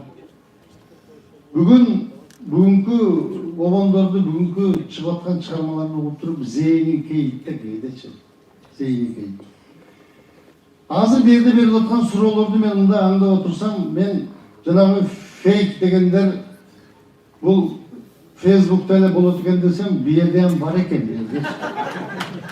Себеби берип аткан суроосунан эле көрүп турасың да, мен айткысы келип атканынчы. Эне ушуну токтотуш керек да. Силер башка бир мамлекетте, бул киши башка бир мамлекеттин келечеги үчүн күйүп аткан жок да. Муну канчалык деңгээлде кандай кылып айтыш керек? Мен аябай көп саясатчылар менен бирге жүрдүм да. Өтө көп бирге жүрдүм. Ошолордун ичинде азырга чейин таң калып, салыштырып, айтып бүтпөгөн. Менен сурашат депутаттар, Рахман ака, Мадымаровдун жанында сиз кантип жүрөсүз дейт. Неге десем, биз де жарым сааттан ашык тура албайбыз дейт. Мен айттым, деңгээлиңер жетпейт а кишинин жанында.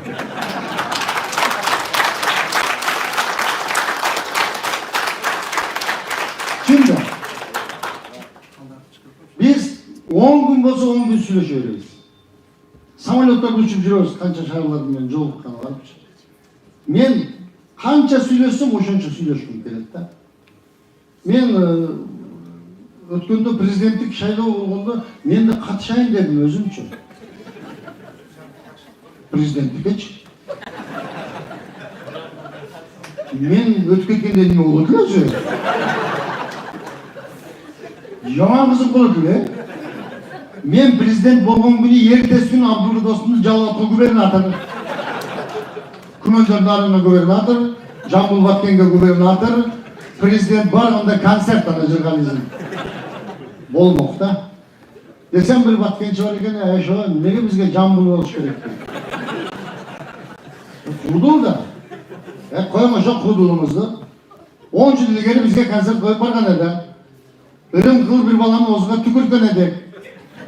10га кирген балабыз сүйлөбөй атат азыр дейт. Мен президент болсом, Кыргызстан башкача болот эле.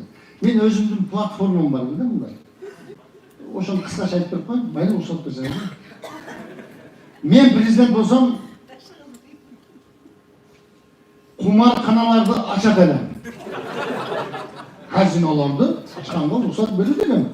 Себеби казино ачам деген миллиард акчасы барлар ачат да, аны жөн адам ачпайт аны.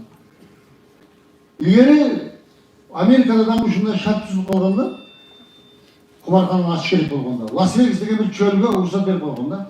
Бүгүн Лас-Вегас дүйнөдө таанымал шаар, билесиңер анча. Мен да уруксат берет элем, только суу самырга. Бар курабыз суу самырга. Бир жылдын ичинде бюджеттен бир сом акча кетирбей, суу самырга шаар куруп коюшат эле. Мен болгону жогорку кеңеште ошого көчүрүп барып көрдүм. Ошолордон башка эч ким ойнобойт да, казинону жүрөт.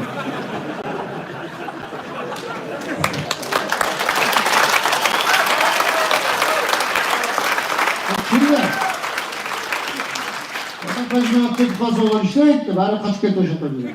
Ошоға барып тұрып қойдылар болды. Шлагбаумды кіріп жатқан жағына қойдылар, су самырды шығып жатқан жағына қойдылар, себебі бандиттің бәрі өшет өлділер. Азырқыда іздеп жүрбейділер. Қайсы бандит керек болса шәрт кіріп барлығын қармап шығып барып. Қазынаға миллиардтаған ақша түсетілер. Ошо түшкен ақшаның есебіне мен сілердің айлығыңарды 25 мың, жоқ 26 мың ақша.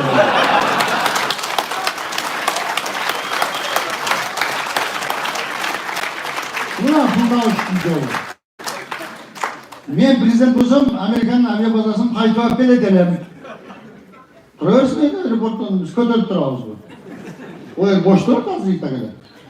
Oga qo'shib Angliyanikidan kelayotgan, Fransiyanikidan, Yaponiyanikidan, Xitoynikidan barini olib kelib, Batkendan talasına tizib qo'yadi adam.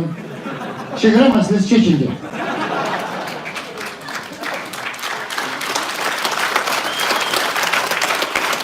Janarınca samolyot turganda tajiklarni Amerikaga jil deganda Xovakidan varıqdan nara ko'tib ketadilar. Buna bari so'rab otasan, chegara masalasi qancha chechildi. Uni men chechildi.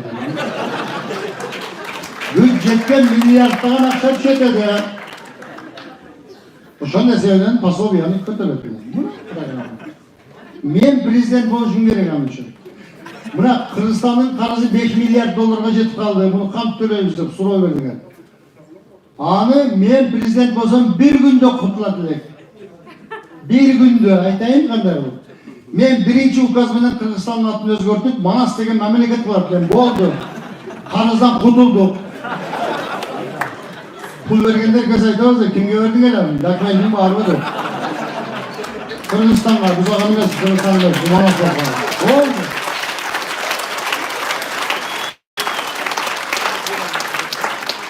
Mende bunday programma var o zaman inşallah. Onun için men prezident bo'lishim kerak. Türmeler hazır tolup ketdi. Uy qamag'idan chiqaradi-ku. Nega deb so'rab yurasan? Nega uy qamag'idan chiqaradi? Sebebi uy qamag'ida mesda yo'q hozir. Qo'l qolganda. Men qancha yildan beri aytaman. Ya deputatlar. Bunday sharti var turma qo'rqular. Özgür nakşalarımız yani kurgular. Altınardı yazıp koydular kameranın üstüne bunu meniki de. Başak kamal boy kazanar alemdeki belli pozisyon bulunlar çıkarırsın. Yok ufakta. Yeni kamal kalgamda türmede şart çok hem de. Şart çok ben aydınlık aldım ama şart çoktu. Ben de okumuş programlar. Ben prezident olsam migrasiya to'xtaydi bir kunda.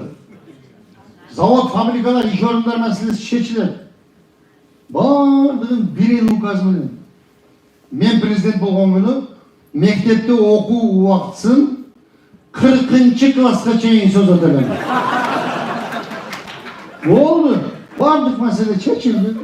Maktabga boraverasizlar, kelaverasizlar, bolalarga boraverasizlar, nevaralaring cho'marta quda-qudag'ini o'qiy beramiz. Zato okuğunun şartı yaxşı olur da sapatı yaxşı olur. Sen uygularında nevine vurşat ya, çoğata normal okuyasın, yakala öğresin. Aile yok musunlar, doğru mu? Türmeleri boşalt, ya kılmışkenler bolu, yani işte bolu. Sot kalıp barganda, kaçıncı klası okuyorsun? 38. klası, boşalt, Mekte okusun kamalına boşalt. Doğru mu? Türmeleri boşaldı. Zavod, fabrika kuruşun gereği yok, seven mekte okuşlar hiç değil. Migrasiya to'xtaydi. Pasport yo'q bo'lsa, atan başına ketasiz men. Aytamda bar maktab tutgan anam beramda. Maktabni qachon bitasizlar? 47 kelganlar bitasizlar. O'quvchining 5-6 nevaraga o'qilasin, bo'ldi, keyin ketmaysiz pasportingizni. Bo'ldi, bu men prezident bo'lsam bunday masalalarda semizga chaqqandik. Shunday programmam borda men. Mende bunday programma yomon bo'lib aytdi. Ya, men deputatlar qilg'ila qo'y prezidentga. Bu men daha bir narsaga javob berib qo'yadim. Bu yerda Cross City Hall degan yerda konsert qo'yamiz deb bir firma sunush qilib qoldi. Мен ага макул болгонум себеби кыргыздар дагы башка улуттарга тең болуп ошондой чоң концерттик залда бир заманбап 5000 адам баткан жерде концерт койсок, ушу башка элдин астында бизде барбыз моундай деген болсун деген максат менен макул деп туруп программаны жазып, бардык катышуучуларды камсыз кылып, билетти өзүм сатып алып, мына айтайынчы эми жерде $2000 билет сатып алып, концерт уюштургандар өткөзө албай калды, ошо боюнча күйүп кетти. Мага мияка жазып айтышат, Рахман ака, ушундай болду, буга сиздин кандай тиешеңиз бар? Мен эч кандай тиешем жок. Мен Крок Ситхол деген жанагындай бир группага кошуп койгон экен. Мен ошол жерден бир сөздү уктум. Ал сөздү биздин президентибиз кече жакында айтты. Коопсуздук кеңешинде айтты го, БТИ отурасыңар депчи. Министрлерде айтты го. Мен ошол Крок Ситхолдогу группадан ошол сөздү мен биринчи укканмын 3 ай мурда. Аяга мынтип жазып койду. Рахман ака менде угуу анан жооп бербей БТИ отурасыздар депчи. Мен актанып ондой эле мындай эле деп бирөө жооп берип айтышпайм. Эч жерде мен ондой комментарий бербейм.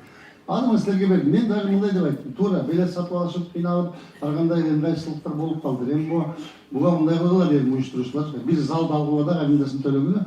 Эч кандай гонорары жок эле, мен ошону айтып бардыгын алып келип туруп концерт коюп берейин дедим. Ушундай кылып болсо дагы мен өзүмдүн астымдан немени алып коеюн. Келип кетейик, залды тапкыла да киргизгиле дедим. Туура эле айтып турмунбу? Ошону качан бүттү деген күнү келип ошо концерттерди коюп берем. Болду? Эми шайлоо боюнча. Шайлоо келет. Жакындап шайлоо келет. Партиялар тизмеси такталууда. Акчалуулар баш жакка тизилишип, акчасыздар артынан катталууда. Өткөндөр да, көчкөндөр да тизмеленип, акча үчүн бир кишидей добуш берет. Кемпири 10 жыл мурун өлсө дагы шайлоого чалы менен чогуу келет. Шайлоо келет, жакындап шайлоо келет. Байгелүү, топ булактар берилүүдө, акыл эмес акчага чиренгендер жең ичинен эл менен кезигүүдө. Шайлагын деп келишет, шайлагын деп. 5 жыл уктап ойгонгон талапкерлер, биздин бала колдогун ушуну деп баягы эле чуркаган саяткерлер. Байкуш эл келечектен үмүт үзүп, балдарың тентип кетсе убал болуп, сен болсо тагдырыңды өзүң чечпей, жүрөсүң соодагерге курал болуп. Миллион кыргыз мигрант аталышып, өкмөт жок колун сунган караан болуп, шайлоого катышууга шарт түзүлбөй, акча садал добушуң арам болуп. Шайлоо деген масканы жамылышып, сый тамак казы карта еттер келет. 5 жыл мурун силерге жалган айткан билимсиз уяты жок беттер келет. Баягы эле касамкорлор, жаңачылган партияга кирип алган, учкул сөздөн убада ураан кылып, жарнактарды жайнатып илип алган. Азаматты шайласак көсөм болчу, өлкөнү туңгуюктан алып чыгар, болбосо азыркыдай шороңдатып парламентти башкарат улакчылар. Шайлоо келет, жакында шайлоо келет.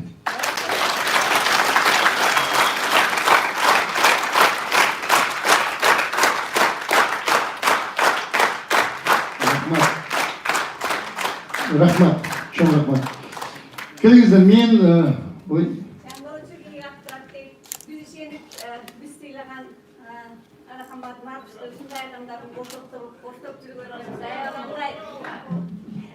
Biz ayağında sıymıştandık.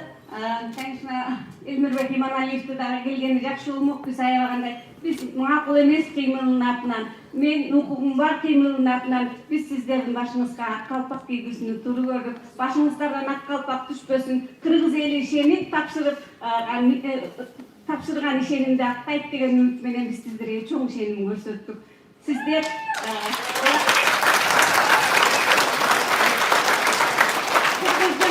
мыкты азаматтары ушундай колдоп турса, баягы Кыргызда бир кеп бар го. Ардактап турса кеңмекен, айчүрөк болуш эмекен, касарлап турса кеңмекен, канекей болуш эмекен дегендей, эл колдоп, эл баалап турса, президент болуш эмекен.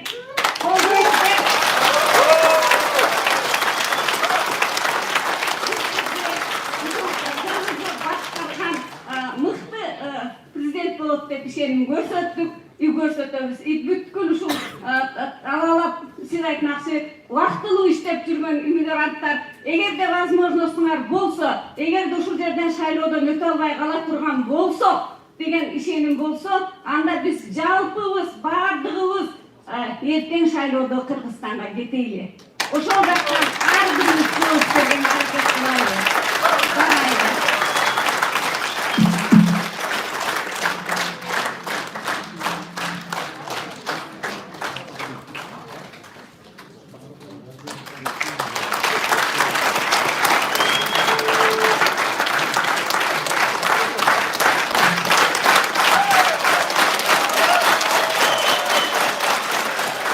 Рахмат. Çok rahmat. Bana ceraş kaldı mı? Men buga чейин деле жана Алахан мырза айтты. Кыргызстанда эл менен жолугушуп, бул ой мүдөлөрдү айтып жеткизип аралап жүрөм. Бул шайлоого чейин кичине убакыт бар. Ошонун баардыгын ошо менен өткөзөйүн деп кыдырып жүргөнгө аракет кылып атам. Азыр келип, мына сиздердин чогулуп батпай отурганыңарды көрүп, дагы чоң бир мындай күч, кубат алып, Кудай буйрса ошол биз ишенип аткан ийгиликке, парламентке бүтүн Кыргызстан партиясын алып барабыз деп дагы ишенип калдым. Дагы чоң бир ишенич пайда болуп атат. Чоң бир үмүттөр жанып атат. Кудай буйрса бүтүн силердин колдооңуз менен biz ошол максаттарга жетебиз деп ойлойм. Рахмат. Эми сиздер билесиздер, мен эки багытта чыгармачылык менен иштейм. Бул бир багыты булар сатиралар, интермедиялар. Мен ушу балдарга жазып берип, балдар буну ойноп келатышат. Экинчи багыты ушул көйгөйлөр, сатира менен бардык нерсени айта албайсың. Аларды ыр менен жазып жеткизгенге аракет кылып атам. Жана бир балдар жөнүндө бир маселе айтылды да. Бүгүн мектептердеги өз өмүрүнө кол салуу, суицид деп коюшат го. Бул өсүп кетип атат да. Жылдан жылга көбөйүп кетип атат. Буларды кандай кылып изилдеп, кантип токтотуу, эмне кылуу деген биздин өкмөттүн эч кимисинин башына келе элек. Мен ушуну бир кандайдыр бир деңгээлде таасир берейин деп Адашкан кадам деген бир көркөм толук метраждуу кинонун сценарийсин жазып, ушуну тартып балдарга көрсөткүлө деп көтөрүп алып кирип жасата албай атам да. Жок дегенде муну тартып эмне деген акчаларды каяктарга жок кылып атасыңар, ошодон көрө муну кинону тартып туруп балдарга көрсөткүлө. Бул кандай экенин бул 30га жакын мектептин балдары ойнойт да. Ушу бир баланын өмүрүн сактап калабы деген ойдо. Жок. Андан көрө 13 миллион евроны алып келип, мыйзам жаздырып, өздөрү акыл жетпей. Анан бирөөсү жана түкүрүк да айтпайды ушул түкүрүк. Бул түкүрүк деген ушу сал кечире кабыл алынып калды дейм да. Себеби мен мына 43 жылдан бери элди кыдырып жүрөм. Бул мыйзам мурдараак чыкканда мен кайерге барсам илгери бир аксакалдар неберелерин алып келип, энелер балдарын алып келип, рахман балам, мына ырымда оозуна түкүрүп койгон, сага ошол кулдуу болсун десе, мен бекер эле түкүрүп жүрөбүрмүн да менчи. Ол көрсө ары бир түкүрүк 5,5 мың сом турат. Эгерде бул мыйзам мурдараак чыкканда мен түкүрүп жүрүп эле миллионер болуп кетмекмин. Мен кээде таң калам да булардын койгон маселесин, жазып аткан мыйзамдарын. Алахан мырза айтты ғой, ошол 13 миллионду мага берсеңер, мен бекер эле жазып берет элем ошол мыйзамды. Ошол акчаны алып барып туруп 13 садик салбайсыңар, бала бакча, 13 мектеп салбайсыңар. Эмне деген нерсе бул? Эмне болуп турабыз аерде ошол? Мыйзам жасап тургандар отурат ошол жерде. Ушул бул ойго, бул кадамга жөн эле туруп эле мен мындай барайын деп неметкен жокмун. Себеби мен буга чейин шайлоого 3 жолу катышып, 3 жолу тең жыгылып, өтпөй, силер шайлабай, кайерге барсам сурашат да, Рахман ака, сиз катыштыңыз, эмне өткөн жоксуз. Ошолорго жооп кылып ыр жаздым. Мен киммин деген. Мен киммин? Мен депутатмын, шайланмаган. Колум таза, пара алып айланмаган. Доллар сомду чөнтөккө салып алып, добуш бер деп эл журтты айланмаган. Мен киммин? Мен депутатмын, өтпөй калгам. Ант берип баш мыйзамды өтпөй калгам. Анткени башкалардай акча менен көчөгө шагыл ташты төкпөй калгам.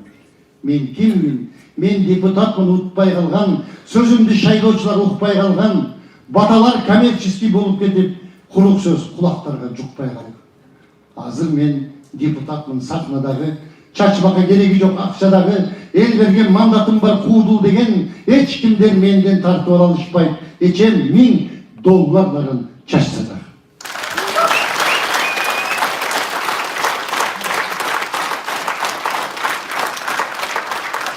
Жакшы эле депутат болбой калган экенсиң деп чабатасыңарбы?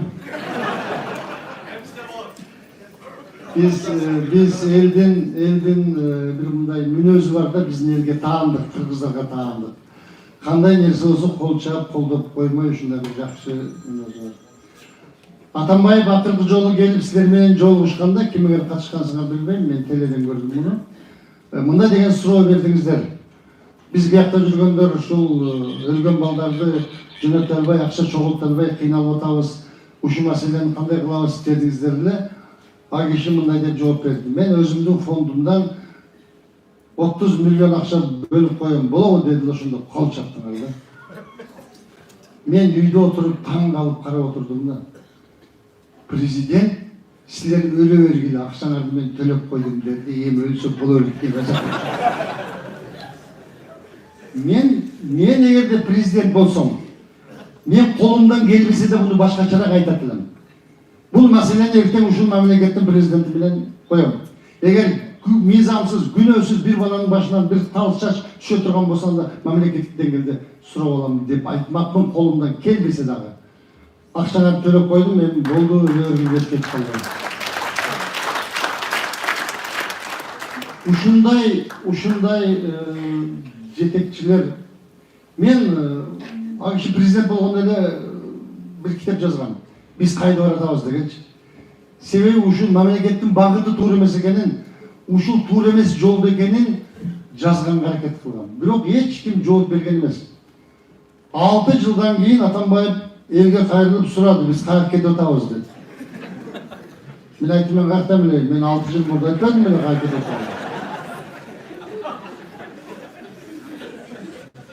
атабыз. Кызык да ойлоп таба албайсың. Чындыкты жазып койгон үчүн, айтып койгон үчүн Рахманды камаш керек деди Мискенбаев деген депутат. Мыйзам жок болсо жазамын деди. Мен колуман келет, парламенттин трибунасына чыгып туруп айтты. Мен ошондо да жүргөмүн Россияда. Мен угуп айттым, бул кантип жазат экен бул мыйзамды? Бул баш мыйзамда бул демократиялык сөз эркиндигин кепил болот деген мыйзам турса, анын мыйзамын кайсы парламенттен канча депутат колдоп өткөзөт да, ага президент кантип кол коет экен деп ойлондум да. Кийин ойлоп көрүп анан таптым жообун. Көрсө анын фамилиясы Мискенбаев эмес экен. Адашып жазып калды. Анын фамилиясы Месикенбаев экен. Бул кызык. 120 деген сөз азыр адамдардын көңүлүнө көк таштай тийген сан болуп калды. 5-6 отурган болсо барып жөн эле 120 десең, не болду? Депутаттар кете берген, не болду 120? Эмне болду билбейм. 2 жыл болуп калды. Аксыга чагылган түшүп 120 кое билди. 121 эмес, 119 эмес, ровно 120. Ошондо мен ойлоп калдым, бул чагылган мүмкүн башка жакка жөнөтүлсө керек, адашып калсак калган.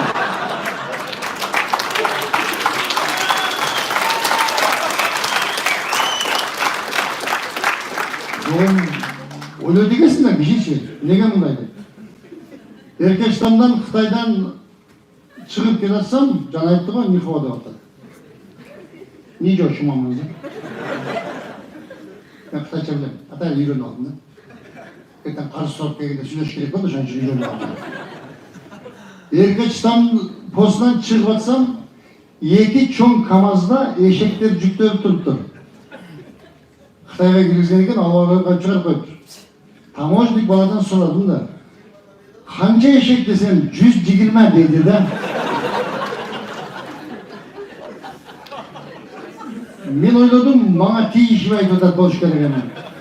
Ека санды тағайттың, мен сенен атайып сұрап отырмын ше, яка мына документте 120 деп тұрады дейді, тура қалды. Ушындайда тур келеуді бұның барды ше. 120 ешекті Қытайлар алға қойып берсем дағы тартылыш атады.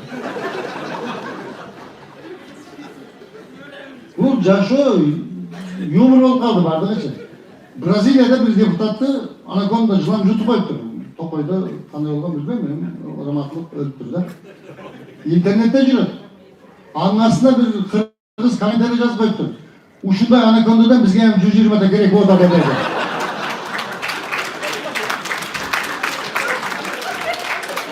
Ушынша сөзді ұғып отырғаннан көрі кетіп қалмай деймін да. Мен білмеймін, бұларда іштей қалды тағыр бетші ұшындай тұрады да. Анан жазасың да, анан айла жоқ, анан жазасың. Жазбайын десең жаздырышат өздері үшін. Соның үшін өткенде, баткенде мені шайлай қойғансыңар десем, білгеш айтады. Рахман әкем, неге шайлай қойғаныңызды білесіз бе дейді. Неге десем, шимкирик болып қаласың деп шайлай қойғансыңар. Біздің ел бір бұндай салт қалыптанып қалды да. Шайлоону бір шоу қатары көріп қалышты да. Тамаша қатары көріп қалышты да. Концерт келеді, ел чоғылып, ақша тарқатап, тамақтар беріледі, улақтар беріледі. Бұл мемлекеттің тағдыры, келешек, ертеңгі күн деген бір бұндай ойлану болмай қалды да. Мына ушундай ойлонгон сиздерсиздер. Ошол күйүп, эртеге эмне болот экендеп, мына жерге келип, жумуштан кыйналып, убакытта ошол жерге батпай чогулуп турганыңар, ошо силерден күйүп аткан үмүт. Ошо сиздердин күйүп аткан үмүт чок жүрөктөгү бизге дем берип, ушул жерге келип атабыз. Мен тиякта да айтып атам, бул жерде да айтам. Эртеңки шайлоодо чечүүчү ролду силер ойношуңар керек. Силер чечпесеңер, биз ич белек кыла албай калдык. Биздин айтканыбыз жетпей атат. Мен айтып отырмын, біз 10-15% сілердей Қырғызстандың келешегіне күйген адамдар бізді парламентке алып өтеді. Егер 2 миллион шайлаушы қатыса тұрған болса, ошол 15%-і бұл 300 мың болады. 300 мың қойса, азырғы 9%-ық барьерден өтіп кетеміз біз. Мисалы үшін да.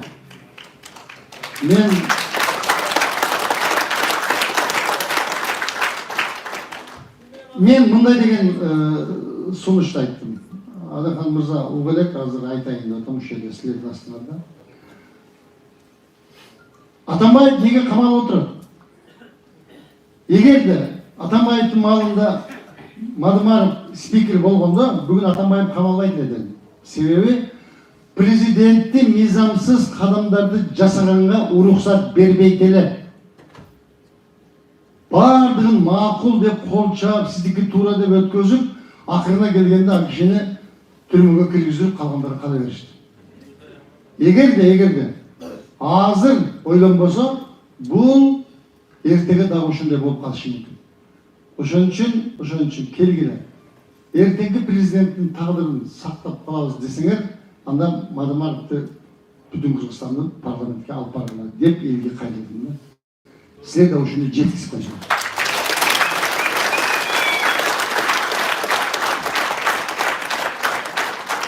Мен мындай жерде биринчи жолу отуруп атам. Адахан мырза менен. Анан өзүмчө элестетип кыялданып отурдум да. Бул жерде отуруш жаман кыйын экен. Парламентке барсам 5 жыл отурушка тургуле ба?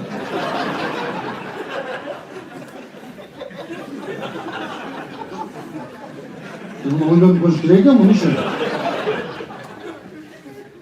Баласын 1-класска барып кел деп кийинтип жөнөтүргөн экен. Мектептен келип эле папкаларын ыргытып чечип, костюмдарын чечип ыргытып, "Эмне алдадыңар мени? Эмне алдадыңар мени?" дейтимиш да. "Эмне болду балам? Мектепке барып эле келесиң дедиңер эле. 10 жыл барат экенмин го ага."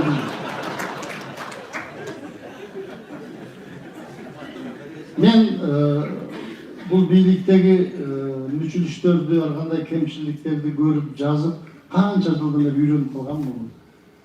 Анан ошол жерден Кудай насип кылып буйруп парламентке барып калсак, мен өзүмдүн ошол жерде ордумду таба алам деп ойлойм. Себеби айтканга, маселени көтөргөнгө анча акылым жетет. Эл аралык деген сөздү так айта алам. Ассамблея народов деген мага южунда айтып.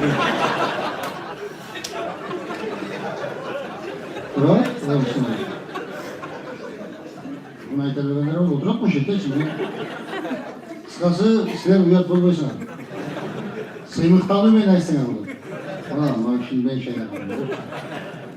Çünkü burası söylegen gülgen bu жақсы dedi. Vaktimiz az kaldı da otuşat. Şunun için biz öz ekimiz bir жерде сүзіп бақпай қалатқанымызда отдельно сөз керек емес. Келгіле мен жылдағы көден қиқырығы деген бір ырды оқып бергім келіп жатады. Себебі бұл елдің қиқырығы, сілердің көкіректен шыққан қиқырық деп жазған әрекет қылған. Егер ошол мен жазған саптарға мақұл болсаңыздар, қолдап қол шағып көрсетіп, болса жөніне қойғыла. Рахман айтып таттап қойсаңарам қапа болғай. Бары біліп айтпай жүрген сыр қылып, мен сілерге айтам дастаныр қылып. Жаңғыр олып төгілмесем бүгін мен жүдеп тұрам жүректен жаш қылғырып. Uzun түнде ұйқы бермей қиынаған, бұл көдемден жарып шыққан қиқырық. Ызы шудан чаң көтерген құйындай, балким қалар менен үнім ұғылбай, ақыл қалчап азаматтар ұққыла ақилашып, ажоғылыға жұлынбай, қыл чайнашып, қырғын башқа түссе да келген дайым сөз чындан бұзылдай. Айтылған сөз шеттей болып сызылған, сөзге сынған чапқан чөптей қиылған, сөз асылы көзі өтіп мезгілді қылымдардың қиырынан ұғылған, көрелек мен, уғелек мен біреуінен айтқан сөзін мойнына алып жығылған. Сөз берілет, жетші мандатқа, сөз сүйлене сойғылан бар башқа, сөз атасы бір өлбестен миң өліп, сөздер қалат атқарылбай ар жақта. Сөз берметі аралашып, бұлғанып, сөз сасыған құрал болды қармашты. Батыр болып өз-өзін қол құрап, баш низамға түкіргендер олтырады. Байқұш елдің көз жашынан çoğultқан, байлықтарды чөнтөктөргө толтырат. Қиындарын қачан есін жият деп, қиыныған бір жүрегімді ойдырат. Жетет толды, чыдам сабыр шөй-шөгір, жер көз қылып тепседіңер өлкөмі, оғмат кетіп таштандыға айланып, өчкөн бүгін ала тоғымдың көркөмі, баштағыдай нұрын чачпай бозорот, байқап көрші жылдыздарды көктөгі. Диндин келіп ағымдары қайдағы, қырғыз азыр, қырғыз емес баштағы. Мечит емес чиркөөлөрдө окутуп, бир топторун динсиз кылып таштады. Ынтымакты ичибизден жоготуп, имандын бүт чыгып жатат майканы.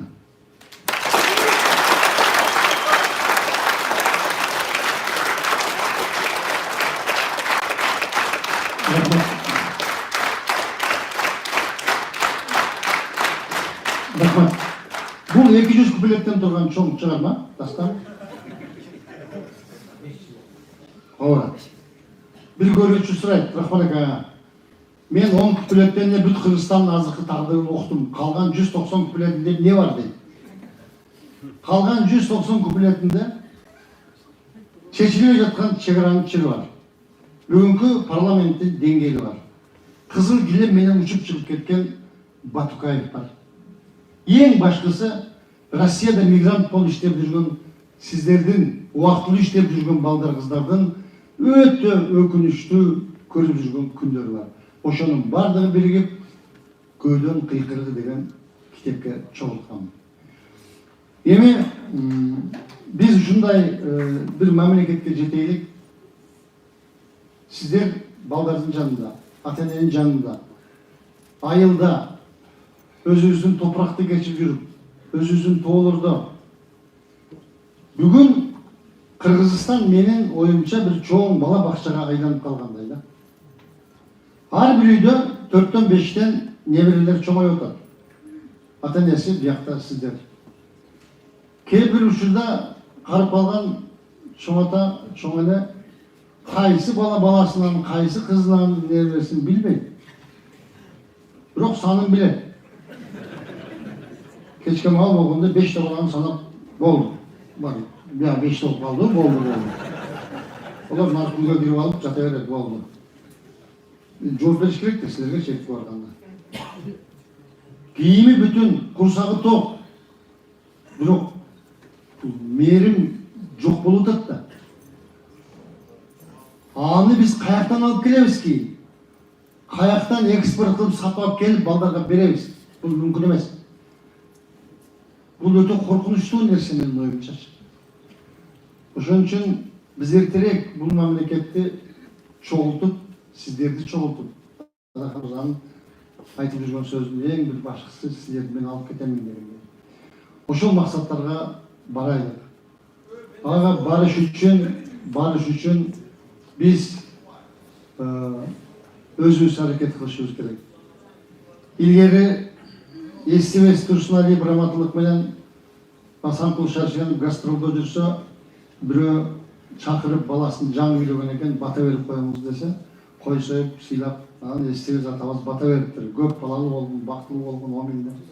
Чыгып кетип барса, аркасынан Асанкул Куудул атабыз келип, жанагы балага айтат эмес, Эстебестин батасын ишенип жүрө бербей өзүң аракет кылган депчи. Анысыгарындай мына ошол өзүбүз аракет кылайлы. Башка эч ким аракет кылбайт. Силер менен жолукканга аябай кубанычтамын. Мен ким?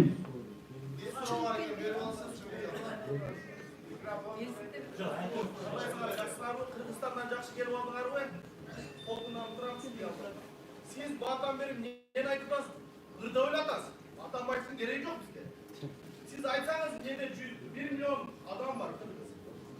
Бүт Адахан Бадуларов деп турат. Сиз келип ырдап атасыз. Бизге барер, шайлоо округдарды көбөйтүп бергиле. Биз шайлатып бергиле. Эртеге укула. Эртеге оерге барып 5000 шайлатпаган Адахан акам дагы деле өзгөндө шал дегиш керек. Biz жүрөбүз ушу Адахан акам өлчүдө. Силер жүрөсүңөр азыр ырда. Атамбай өлүп кетсин, ал өзүнүн закону менен камалып берсин. Биз ага бир киши албайбыз. Бизге 1 миллион ел бар. Анан азыр 6 миллион ел бар деп атасыз. 6 миллиондун жарымы бала, жарымы шайлабайт. Эмне аны шайлайтын миллион кыргыз бар. Бүтүбүз ар жерлерде клубтарда жүрөбүз. Жетимдер жүрөт, майли. Ошолардын бүт Атахан Бадуларовду шайлайбыз. Биз эмне болуп атабыз? Болду? Атахан Бадуларов деп келебиз, жарымы жок эл. İlan gibi ne bu? Adam siz kasap tuzsuz.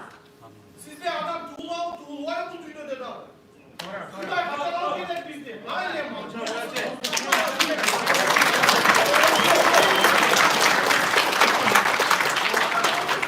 Men jigit emin Rahmataga sizin özünüzün bunda kasetiniz var. Bizge az adam kana gelmeyin lan. Bunda işleri var. Şu an tutup alış gerek. Biz boşa. men ırdap suyu жөнүндө ырдап аткан жокмун.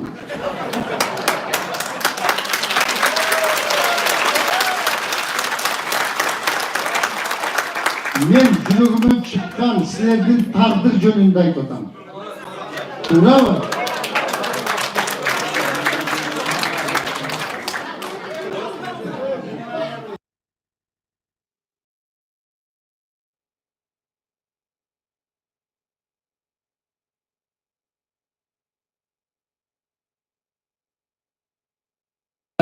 Туғандар, мынау келгениңиздерге мен жана айттым, таазим етіп, рахмат айтабыз.